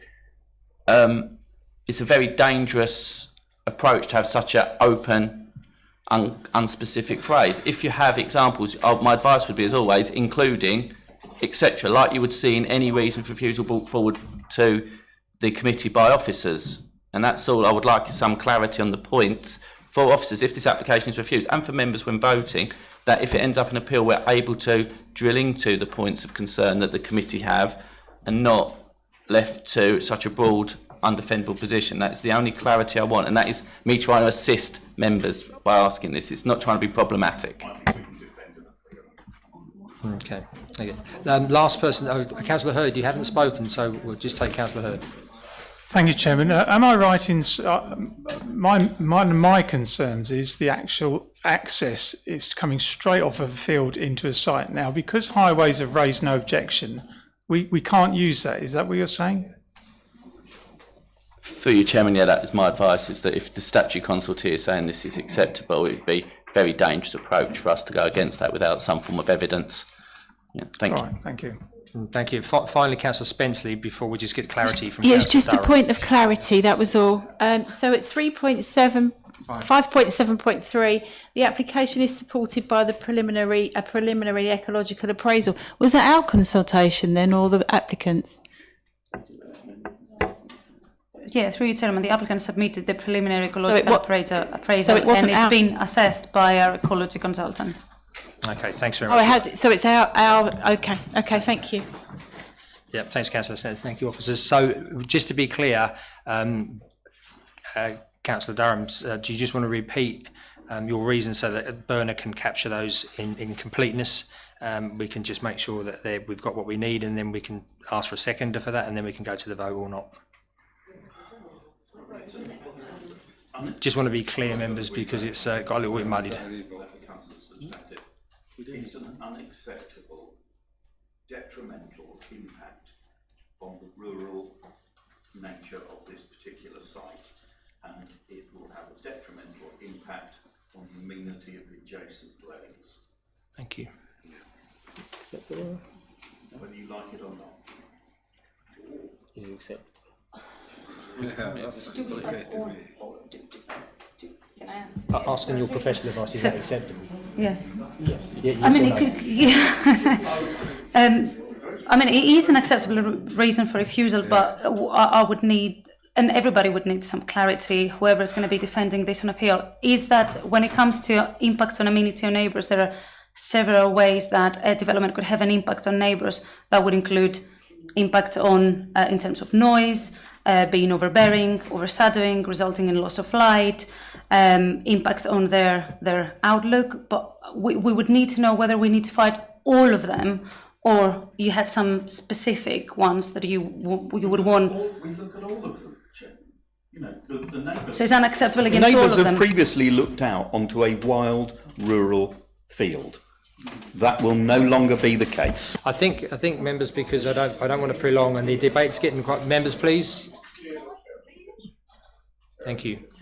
I think what we've on previous occasions, Mr. Lee, we've had a form of words from a member which has been seconded, and we've also asked for officers' help to fine tune those words after that. Yeah, can we still do that?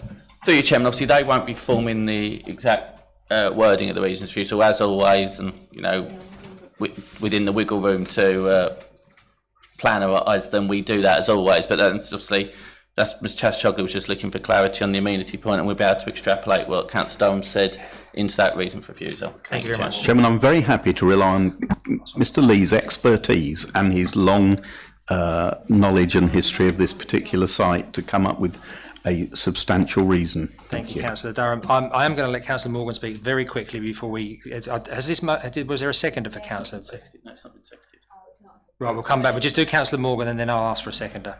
Yeah, I just want to help officers out here and just suggest that since there were 2 applications for houses on this site that were then turned down, and on the appearance of a caravan they have bent over backwards to actually pass it, that perhaps they ought to look at the reasons for rejecting those previous applications, might give them an opportunity as a reason as to rejecting this one. Thank you, Councillor Morgan. Members, okay, we need, Bernard, can we just read out Councillor Durham's reasons for refusal, please, just so we're clear? Councillor Durham commented on the adverse impact on the amenity of the local residents, and also mentioned the impact on the character and appearance of the area. But further detail will be worked through with the officers. Excellent. Members, do you all understand that? It's come through, yeah? Yeah, anybody wish to second the motion? Mr. Chairman, I say I'll second it quite happily, but I would like my unsustainable reason included. I think that's a decision that obviously officers and members are not necessarily going to come to agree on, but I think it is something that should be considered, whether or not there are different levels of unsustainability for travellers as against permanent residences. Okay, Councillor Duke. Councillor Morgan actually put his hand up to second that before you spoke, so we would have to. Are you happy to amend that, Councillor Morgan? Happy to amend that? Did you capture that, Tara? Berner, sorry. Yes, I did, Chairman. Thank you very much. I'm glad you did. Okay, members, I think we've had a very informed, very passionate debate based on facts. So I'd like to go to the vote now for Councillor Durham's reasons for refusal. Do you want to do this by assent, or would you like a recorded vote? Assent is so members, can I call for Councillor Durham's reason for recommendation by assent by show of hands, please? So that's 1, 2, 3, 4, 5, 6, 7, 8, 9. Do you agree with that? 9. So that's 9 for against, and anybody against the recommendations for refusal? So that's 2 again, 2, 3, 4, 5, 6, 7. Against the, yeah, so we're going against, yeah. 6, 7, so 7. Any abstain, any people to abstain? 1, 2, 3. Yeah, agree with that? Yeah. Yeah, so I've got 3 abstentions. No, you can abstain on this, can't you? Yep, so 3 people abstain, 7 against the motion, and 9 for Councillor Durham's reason for refusal, so that motion is carried. Okay, members, thank you very much indeed for that debate. We now move on to agenda item 6. Councillor Driver. Yep, I'll do that in a second. Okay, members, agenda item 6 is reference number 2200454/full, Limebrook Park East, land south of Wyke Hill and Limebrook Way, Maldon, Essex, which is found on the report pages 39 to 74. This report is going to be provided by Miss Matthews, I believe. Anna staying. Is Anna staying? You staying?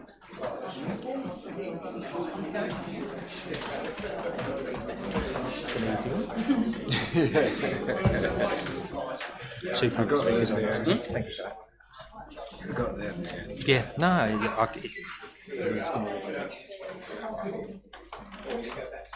How's this one going to go? How's this one going to go? Come here.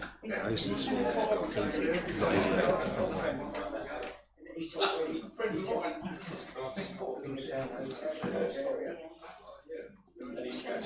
Are you ready, Miss Matthews? Okay, members, Miss Matthews to present, please. And members of the public, my apologies.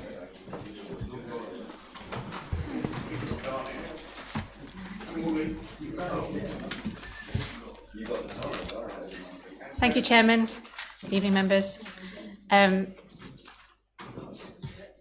So this is an application for 42 dwellings on part of the South Maldon Garden suburb, together with associated infrastructure. So this slide shows the location of the application site, and you have Limebrook Way along here and Family Road down here. This site is partly under construction by Taylor Wimpey. Sure members are aware of it. So this is a bigger plan showing the blue line is the eastern parcel, and that the red line outlines the application site, which is subject to the application. So the site forms 1.4 hectares a part of the strategic site S2A in the LDP, which gained outline plan permission in 2016 for up to 1,000 dwellings, along with an employment area, local centre, primary school, childcare facilities and associated infrastructure. So the current proposal for 42 dwellings would be in addition to the 1,000 already permitted. The site, the subject of the outline plan permission was subsequently separated into east and western parcels, so the current application relates to the eastern parcel. Reserve matters for the residential elements of the eastern parcel, totalling 606 dwellings, and infrastructure have been approved, and construction has commenced. So this was just an extract of the policies map to show where I was talking about. This is S2A, which is the allocated site I just mentioned, and this is the eastern parcel where the application site is located. So this is a plan of the eastern parcel as approved. So you've got phase 1 here, which is under construction. You've got phase 2 here, and this is the application site here in the middle. You've got the football pitches down on the southern boundary. And this area here is where the local centre is going to go, with the school and the allotments. And then, just as a point, this is where the photos you'll see later on were taken from, just to locate them. This is a proposed layout. And the red asterisk dwellings are the affordable dwellings. So the dwellings will be a mix of semi-detached and detached dwellings, all 2 stories in height, predominantly served by shared service roads and a series of private drives. 14 would be affordable dwellings. In terms of the parking layout, this shows where the parking spaces would be. So most of them would be on plot parking, with some visitor parking spaces highlighted. These here are outside the application site and are within phase 2, which is set out in your in the report. My computer's gone to sleep.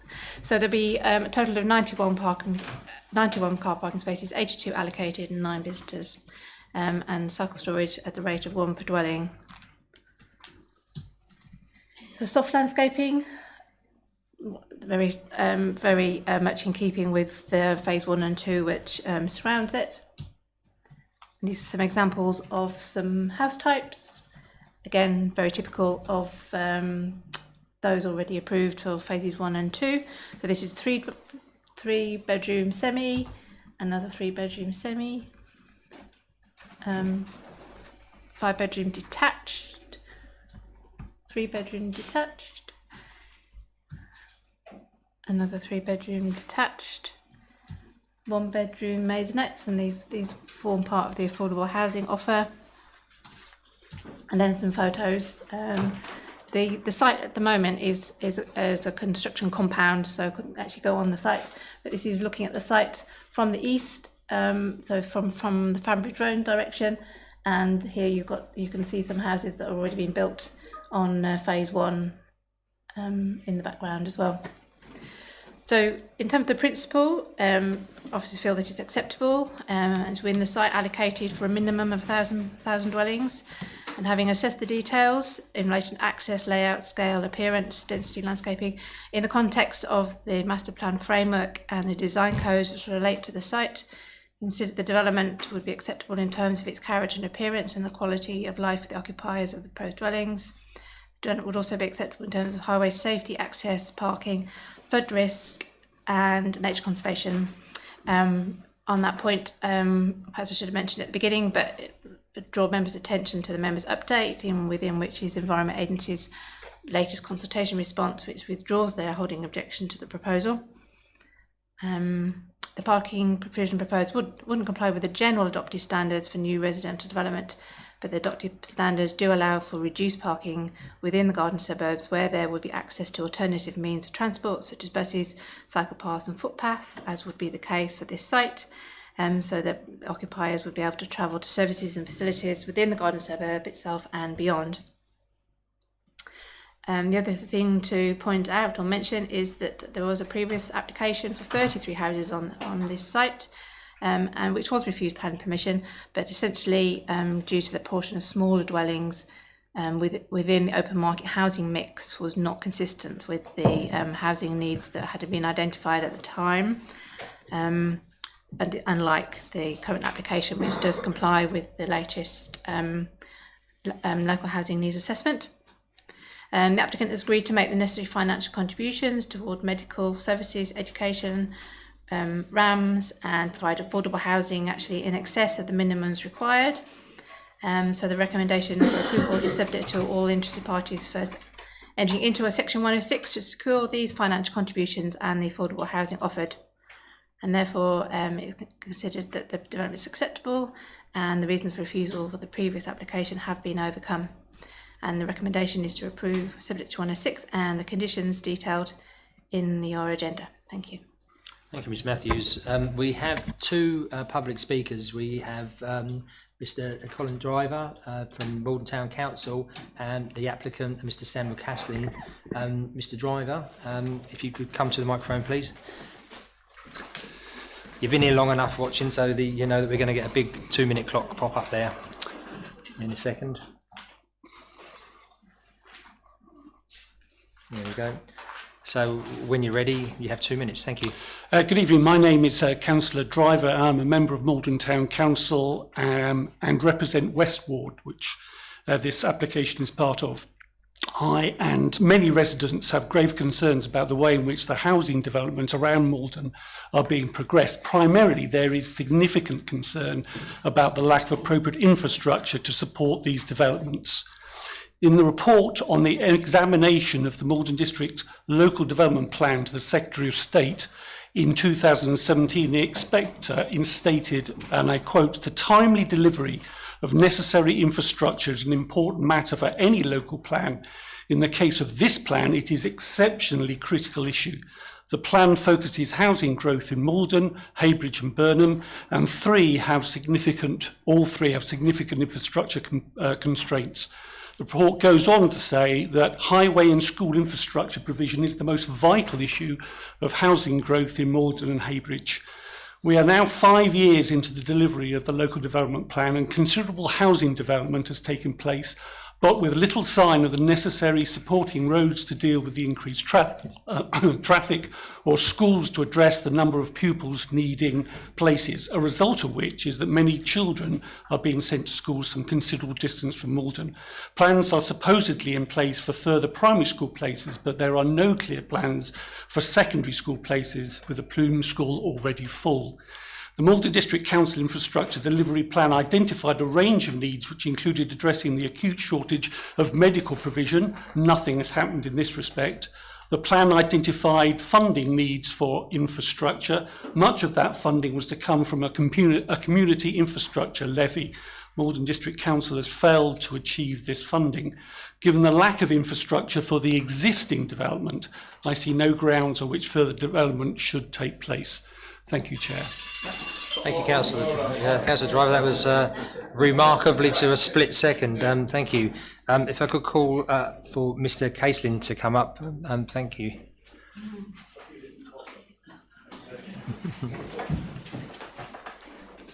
Mr. Caselin, welcome.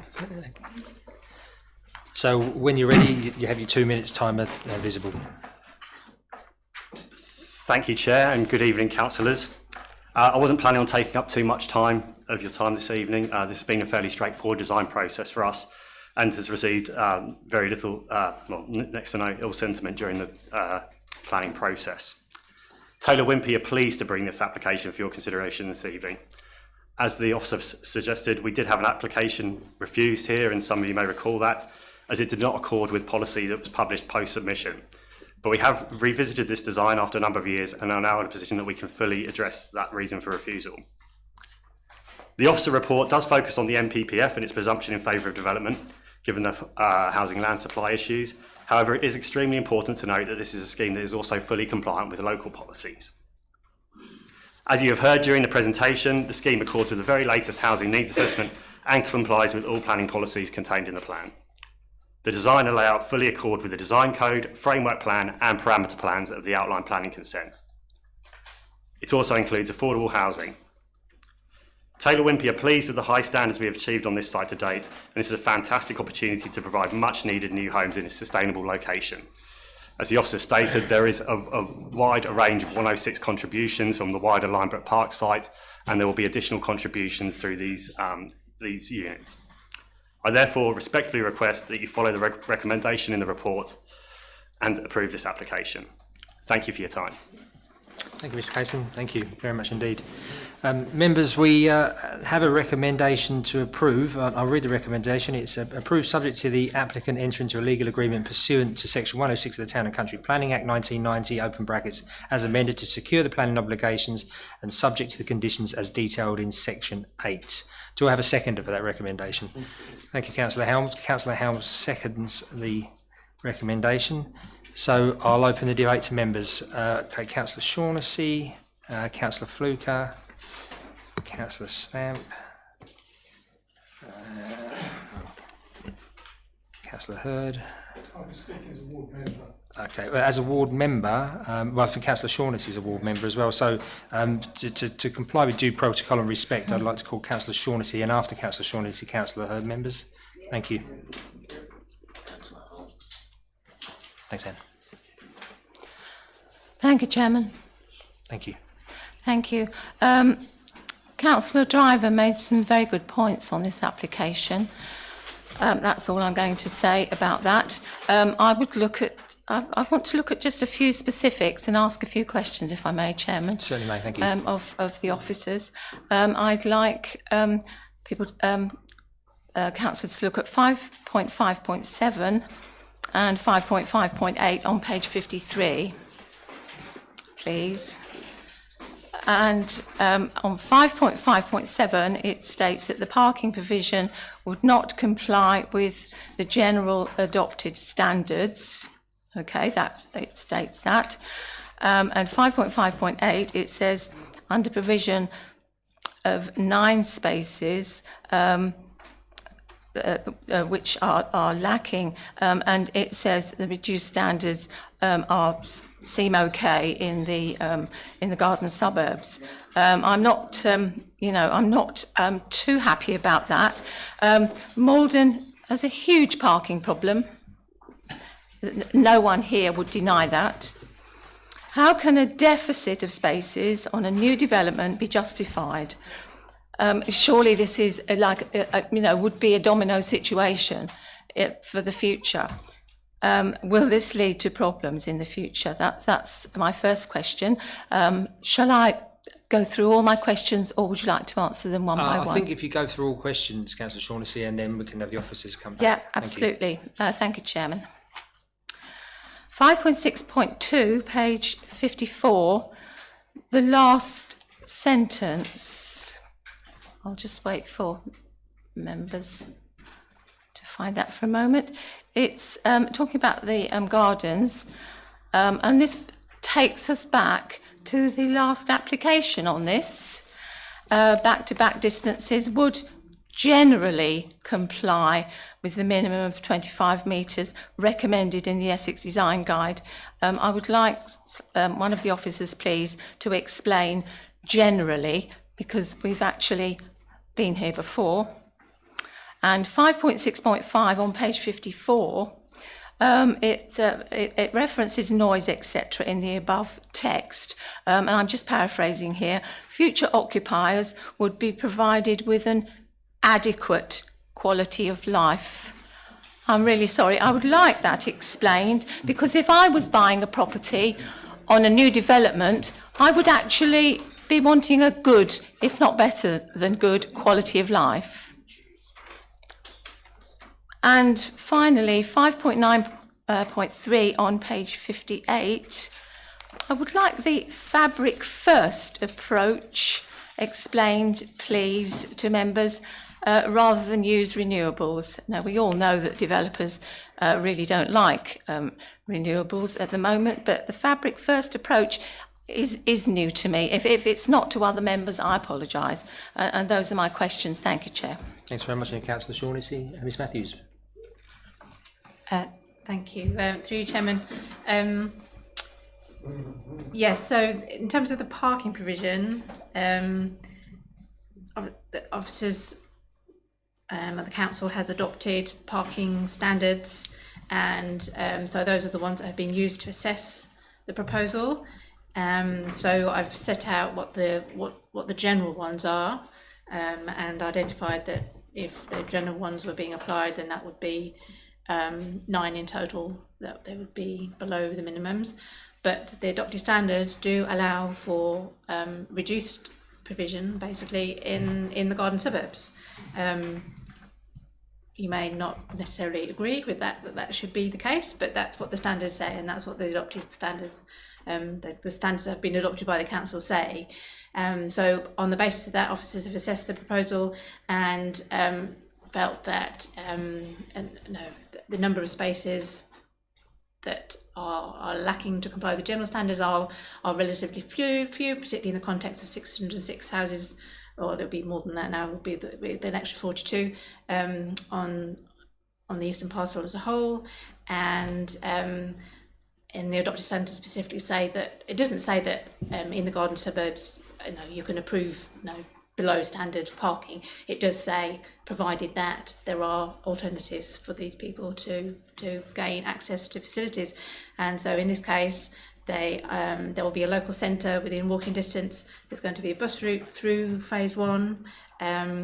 There's cycle paths crisscrossing South Maldon Garden Suburb, linking in with the cycle paths within Maldon already.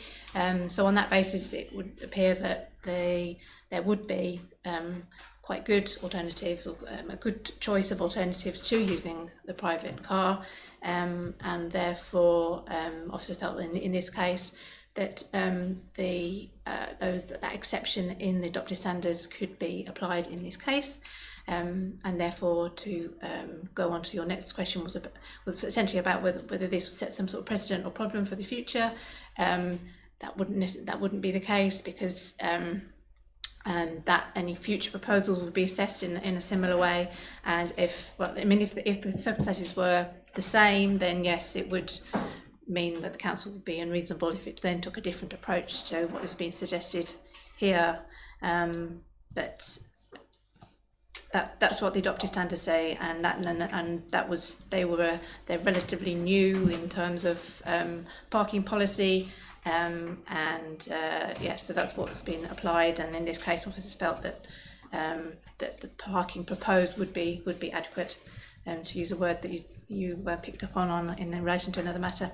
In terms of back-to-back distances, I've said generally, because it's been a while since I measured them all, but there might be some that were like 24 metres back-to-back. So they might not all be absolutely 25 metres, but they were close, very close. Therefore, I didn't want to be misleading and to say that they are all 25 when some may not be quite 25, but they're all very much in that ballpark figure, and far enough away for the quality of life to be acceptable. And then you asked about adequate quality of life. I suppose it's a matter of opinion whether, or subjective, whether you can have a good quality of life or not. But in terms of assessing a planning application, we're looking to see whether the proposal is acceptable, and it is acceptable because it would be adequate quality of life, i.e. there wouldn't be any reason to refuse that permission on the basis of the quality of life that would be proposed. And also saying adequate doesn't necessarily mean it wouldn't be good, but just saying it is satisfactory. Perhaps a better word using it would be satisfactory, and having assessed it and taken into account environmental health advice, the garden sizes were adequate, the house sizes were above standard, minimum standards. So taking all those factors into account, and the back-to-back distances as well. Fabric first approach. Go on then, because I'd be guessing. Through you, Chairman. Fabric first approach is an approach that looks to use materials and building techniques that reduces the need of energy consumption. So to meet the requirements of building regs for energy use, they take that approach rather than having to use additional equipment such as mechanical plant or renewables, etc. So it's aimed at it's building regs more than just a wider thing, but it's aimed at reducing the energy needs through a design approach, materials, etc., rather than through artificial support. Thank you, Chair. Councillor Shaughnessy, come back, please. Thank you very much. Just going back to the 25-metre issue, which was very much an issue in the last application of this. Ms Matthews, are you saying that situation has improved, even though it's not perfect? Has it improved from the previous application when it was very much an issue? Through Chairman, the only reason the previous application was refused because it was the housing mix that they were proposing at the time, and based on the housing needs that had been identified at the time, it's the old SHMA. The current application has changed the housing mix, and it has been assessed against our local housing needs assessment, which is more up to date than last year, and it complies with that. So in terms of our current housing needs, it complies, and therefore it does overcome the reason why, the only reason why.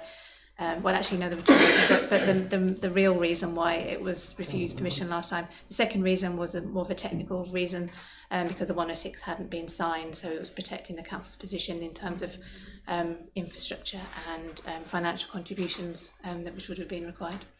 Thank you. Through you, Chair. Thank you, Ms Matthews. I think my other West Ward member might have one or two comebacks on that. Thank you, Chairman. Very much indeed. Yep, thank you, Councillor Stevens. Yep, thanks very much indeed. Councillor Hurd, thank you. Thank you, Chairman. So this application then was originally for up to 1,000 dwellings, and this particular piece of land was supposed to have 33 houses on it. This was already refused, and now they've come back and they want 42 houses, which is probably going to equate to maybe 100 more people, perhaps 130 more cars, which will be 100 less doctor's appointments for those other residents. It says, the application says that the density is greater, even though the footprint is smaller. 30 dph, I presume that's density per hectare, is it? Yeah. Okay, so it's going from 24 to 30. So how does this affect the quality of one's adequate life? I don't think it does much for it at all. Again, this is saying that this application is acceptable to those 55 years and over. Now, the likelihood is that they will probably have a large car, they'll probably have another car, maybe a trailer, perhaps a caravan, maybe even a motorhome, and yet the spaces that we are allocating to them is one per house, and yet you've got still some 5-bedroomed houses. So how does that work out? The money for medical supplies is no good unless you've got the doctors here and unless you've got some kind of hospital. If the planning system claims to promote high quality development through good inclusive design and layout, how is it that we can refuse 33 houses and then approve 42? Because I can't understand that. So to me, this is overdevelopment and overcrowding. This is supposed to be a garden suburb. But what we've got here is some kind of inner city development. When you look at the roads, it's cramped. It's obviously cramped. And I certainly couldn't support this. Thank you. Thank you, Councillor Hurd. Matthews. Thank you, Chairman. In terms of the numbers, just to clarify, make sure that everyone has understood. So we've got S2A, which is allocated in the local plan for this, not that clear, but it's basically this area here, excluding the the employment land there. So that was for a minimum of 1,000 houses. So the outline and planning permission that came in, a planning application that came in,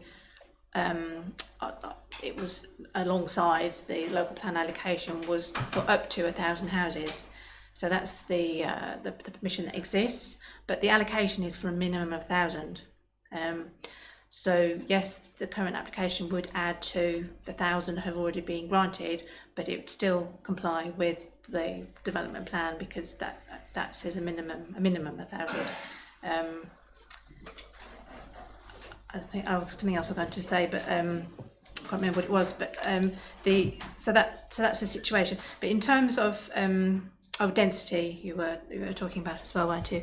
So yes, the previous application was for 33 houses, and the current one is for 42. Which, on the face of it, you'd think, well, that's a lot more dense and a lot more than what was refused before, and we've refused that. So why should we approve?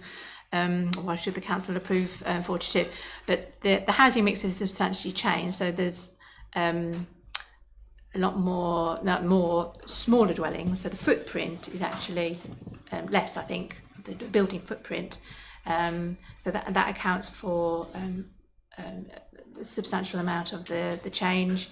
And I think the bedroom, I think there's only one extra bedroom if you counted up all the bedrooms on the previous application. This one's only one extra bedroom. So in terms of impact and obviously on car parking and things like that, it's probably comparable with what was refused before, and it wasn't refused because of parking or density or overdevelopment. In terms of dwellings per hectare, 30 dwellings per hectare is still quite low. In a wider context, and that is the density that was identified as being suitable for this part of the garden suburb, in terms because it was all set out within the parameter plans. I mentioned these before as part of the outline plan permission, so it complies with that. It complies with the building heights and the density.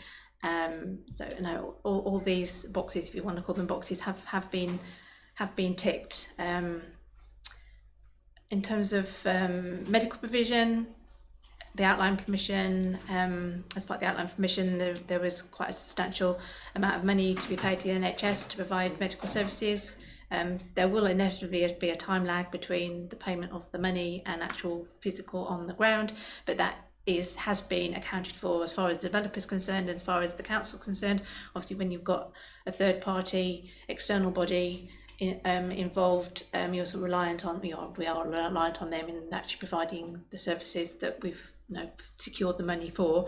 The current application, again, there'll be a further payment for medical services, which the NHS have advised that that's how much they need to accommodate the medical needs of the occupiers of the site, and particularly in terms of GPs.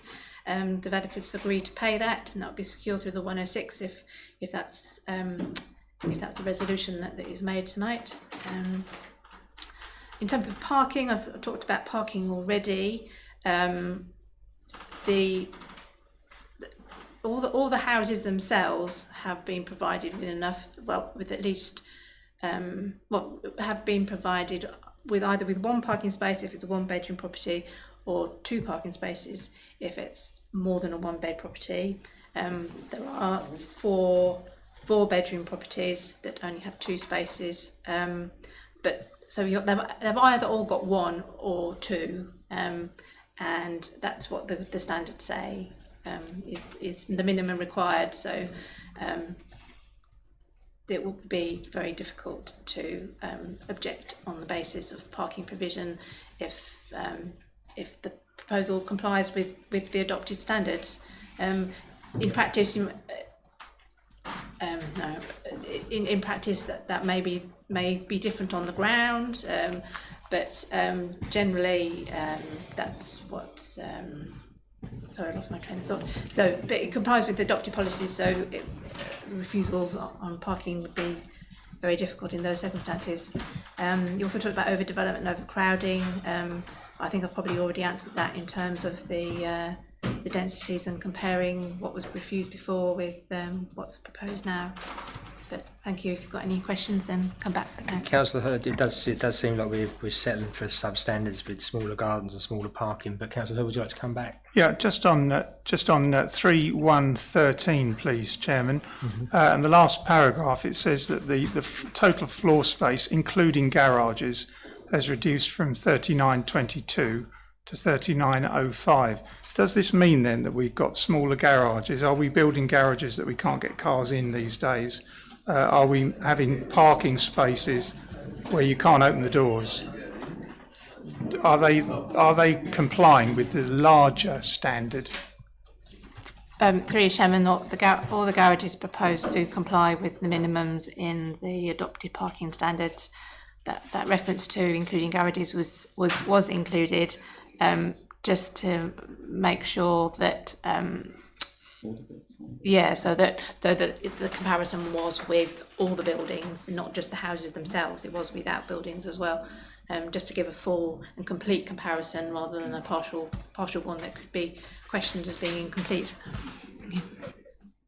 Sorry, my question was: are the parking places and the garages the larger size as regards Essex parking standards? The Chairman, all the parking standards, the garages and the off-street parking spaces and the visitor parking spaces, they're all the Maldon district parking standard sizes, which are actually in some cases bigger than the Essex County Council sizes, but they do comply. The sizes comply. Yeah. Thank you very much, Councillor Fluker. Chairman, I'm slightly confused because, it's very interesting hearing these exchanges, but these supplementary planning documents are very, very important. And if you'd read the supplementary planning document, you would have known that from the point of view of parking spaces and garages, they are compliant. And what my biggest concern is Mr. Quelch wrote to all members and said you must read all of the papers relevant to the planning application before you take part or vote. Now, clearly, and I'm sure Mr. Quelch is listening tonight, and if he's not, I'll bring this tape and the previous one to his attention, because clearly members aren't doing this.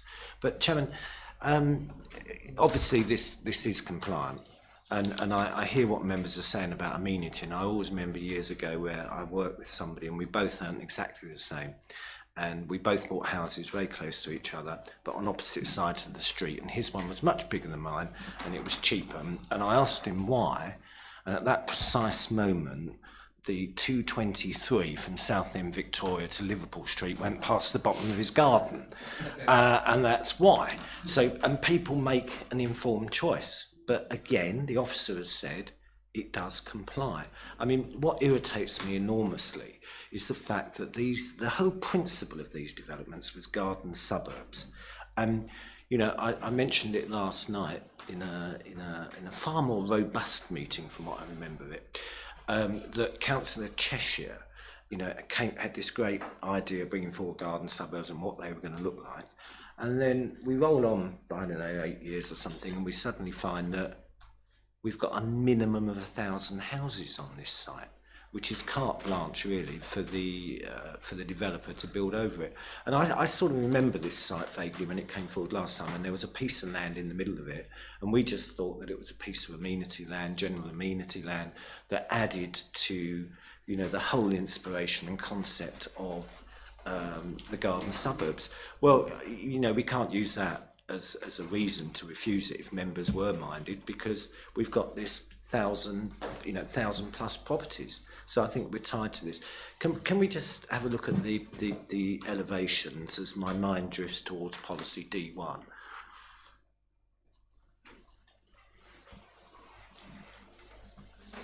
So are these are detached houses? Through Chairman, this is a semi-detached house. Okay, so That's also a semi-detached. I'm sort of got detached. Right, so I can see a detached house. So I can see a detached house, and then just go back to what you said was a semi-detached one.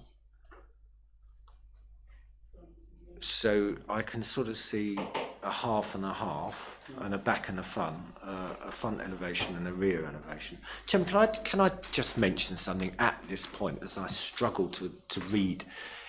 For the area planning committees, the officers always send out the presentation. Well, they certainly do for South East, but we don't seem to get them for district. It's ever so easy just to follow them here rather than looking at the screens. Yeah, and we know it works well at South East, but I can't really see how those come together to make a semi-detached, to be fair. But they look, you know, I can see the back and the front of the house, but they look completely disproportionate. The size of the roof in relation to the fenestrations and the actual height of the buildings. I mean, I personally, you know, with the greatest respect for the designer of the Coltford house type, I don't think it looks very good at all. You know, I think it's a bit of an incongruous design. It's, you know, and I would have thought, unless you've got any other drawings there, it would have been more than useful to see the two semi-detached houses bolted together as a pair, rather than what we've got there. So, as I said, the design of those in particular, as far as policy D1 concerns, I think they're questionable actually, but I'll give way. Thank you, Councillor. For just a couple of, just before I pass on to the officer to make any comment, I think it's nigh on impossible to say how people read and retain information.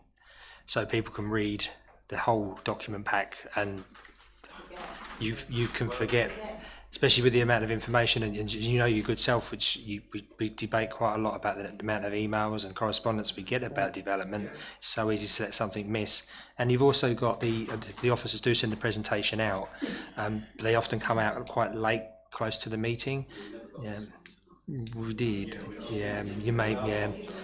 No, it's exactly my point. One can miss something with the plethora of information that I think, Chairman, I think what you say is a very valid point, and perhaps, Chairman, on behalf of this committee, you'll take that up with Mr. Quelch, because he was absolutely adamant. If you don't read the documents and the supporting documents, because I asked him, you shouldn't be taking part. I think that is a very, very big ask, because in theory, you should be able to come into this meeting, listen to the presentation, and make an informed decision on what you've heard.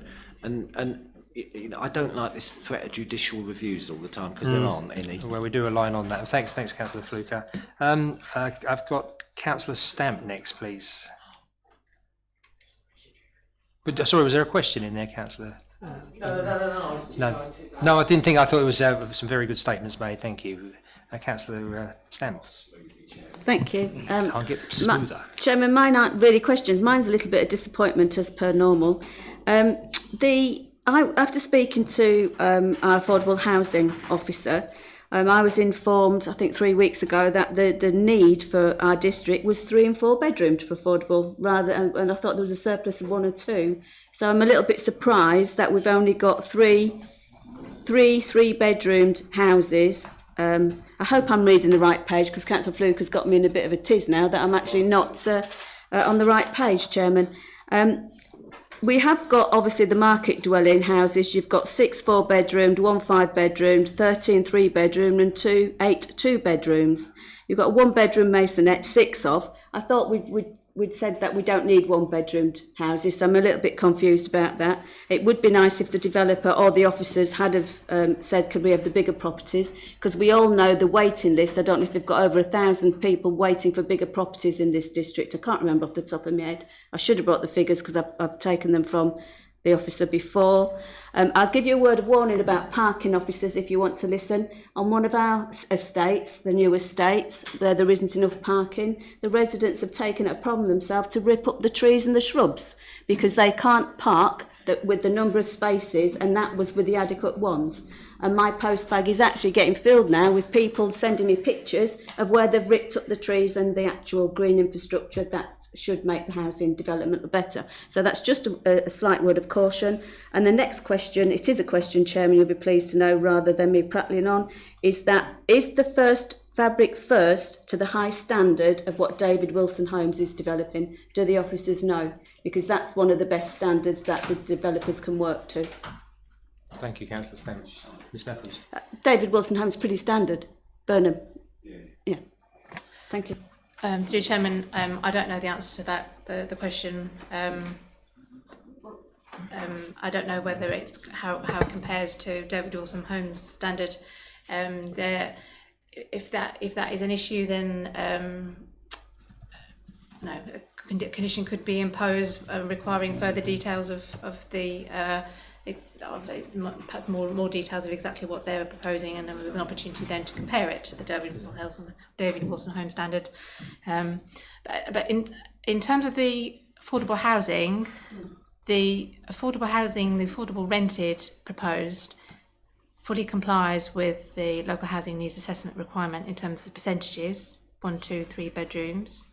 There aren't any 4 bedrooms. But in terms of 1, 2 and 3 bedrooms, they're fully within the ranges that are in the local housing needs assessment.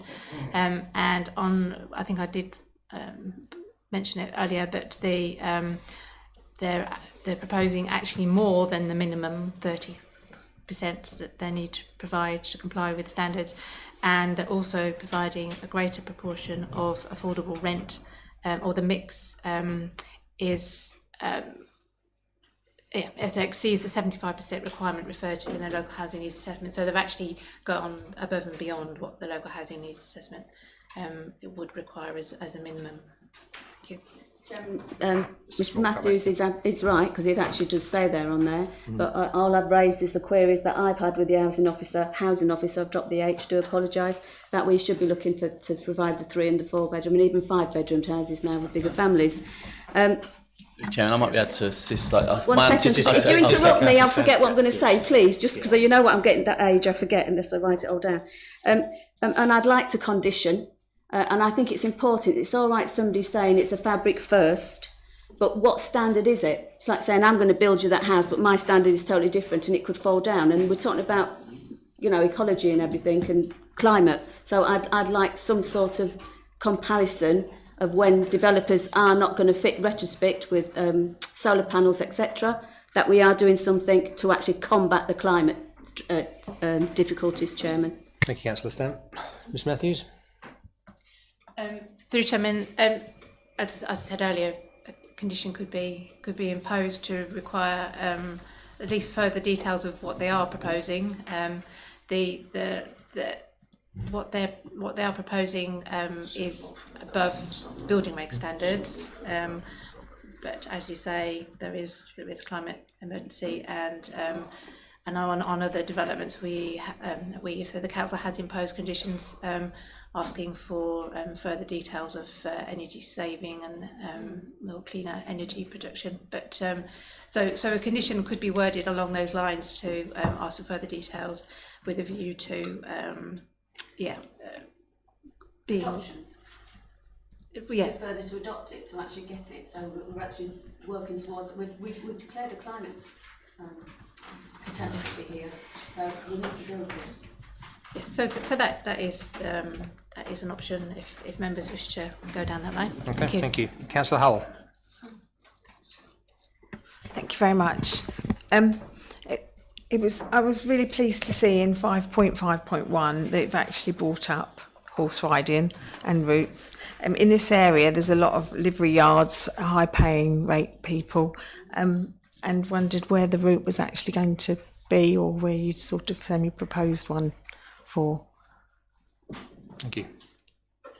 Through you, Chairman, given the location of the site in the middle of surrounded by housing all the way around, there would be no opportunity to provide any bridleways as part of this development. There is provision as part of the existing outline permission for bridleways, but that's not something that has come up as part of this application, and that's primarily because of its location. And yes, it's not a site that could easily accommodate. You could still have an exit for them through to farmland at the back. Yeah, through Chairman, because the red line is the application site, so that would be there's planning permission for residential development on 3 sides. Where do you plan to put the cycle route then? Well, the cycle routes are within the area around. So you've got greenways. I think this is one of the greenways through the site. And along here as well. So they run along the site, and they're all provided for and secured through the outline permission and the previous permissions for the wider site.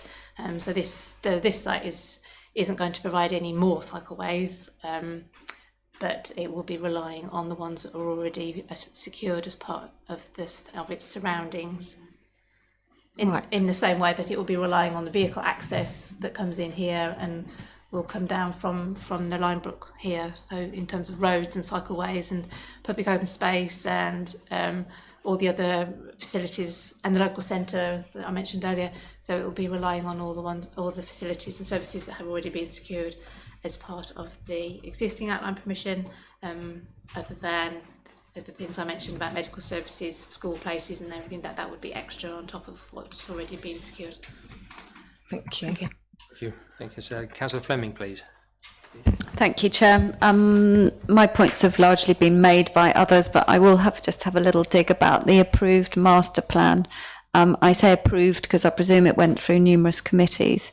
I just think when we get applications like this, it makes you think, well, what was the point of doing the approved master plan if it's just going to be intensified, and then it actually ends up looking like nothing that the members wanted in the first place. And I think that's why when we're local plan making is that you meet with scepticism from the members because of this very thing. Anyway, that's my point. Thank you. Very, very good and very valid point, Councillor Fleming. Thank you. Councillor Durham, please. Yeah, thank you very much. That's very, very good timing, because on the back of both what Councillor Fleming and Councillor Fluker said, now, I recall 10 or so years ago when we were shown very elaborate, glossy pamphlets of what a garden suburb will look like. And we were taken on a bus, I think, to see a garden suburb. I can't remember if it was Notley Garden Village or one of those, that we all went round and had a look at it, and we all thought, yeah, this is actually really quite nice. And as I said, we were given very elaborate visuals. And this bears absolutely no relation to it whatsoever. So to call it a garden suburb is a misnomer, really. But in saying that, as the officers have rightly said, it is policy compliant. Again, it's not what we were promised ahead of the LDP, as I said, and it's not what we were shown we were going to get 10 years ago. But as they say, we are where we are. In relation to parking standards, whether you agree with it or not, we are not very far away from the parking standards being revised to reduce the number of off-street parking places per house because of the wish of the government to make us use sustainable transport. And I do say that, I'm afraid, with some knowledge. So whether you agree with it or not, and I reserve my judgment, but that is just around the corner. But yeah, this is policy compliant, but it ain't what we were promised. Thank you very much indeed, Councillor Durham. Councillor Spenceley. Yeah, so that's an interesting one for me to follow on with, Chairman, because as a new member, it actually all feels quite depressing. I live opposite one garden suburb where I've just seen loads of oak trees uprooted and all sorts of other things, and I go down something that looks like a Mario Kart way every now and again and just hope nobody throws bananas from the side. And then I'm sat in a committee meeting and joking apart. You know, I wonder how many members of how many members of the public realise how difficult this is when you come into it. That it's policy compliant and you're obliged to let these through, but actually it looks nothing like a garden suburb, does it? It looks like something out of Coronation Street at the best, and in regard to those very disproportionate roofs, I have to say, my daughter lives on a Wickford development where most of those are now converted to an additional storey, which all seems to go through as well. That's just an interesting one to throw in there. But yeah, quite depressing. Thank you. Okay, Councillor, thank you, Councillor Spenceley. I think members have raised their points. I've got no one else on my list. So members, I think it's been a very informed and interesting debate. So we've got a recommendation which has been seconded to approve. So plus we were looking at an additional condition with regard to fabric first. Yeah. So members, if we add that condition in there, we have a recommendation on the table. So do you want to approve it by assent or show of hands, or show of hands is fine? Okay, so those for the recommendation with the additional condition to approve. Okay, so here we go. I'll do my best counting hat on. 1, 2, 3, 4, 5, 6, 7, 8, 9, 10, 11, 12. Do you make that 12? So that's 12 for the recommendation. Those against, please. 1, 2, 3, 4. 4 against. Okay, agree with that. Those to abstain. 1, 2, 3. Okay, so that is carried for approval. Members, thank you very much. We move on to agenda item 7. Any other items of business that the chairman and the committee decides are urgent, and I'm sure you'll be absolutely thrilled to know we have none. So, member, we will close this meeting. I thank you for your contributions this evening. I draw the meeting to a close at 9:54 p.m. Thank you.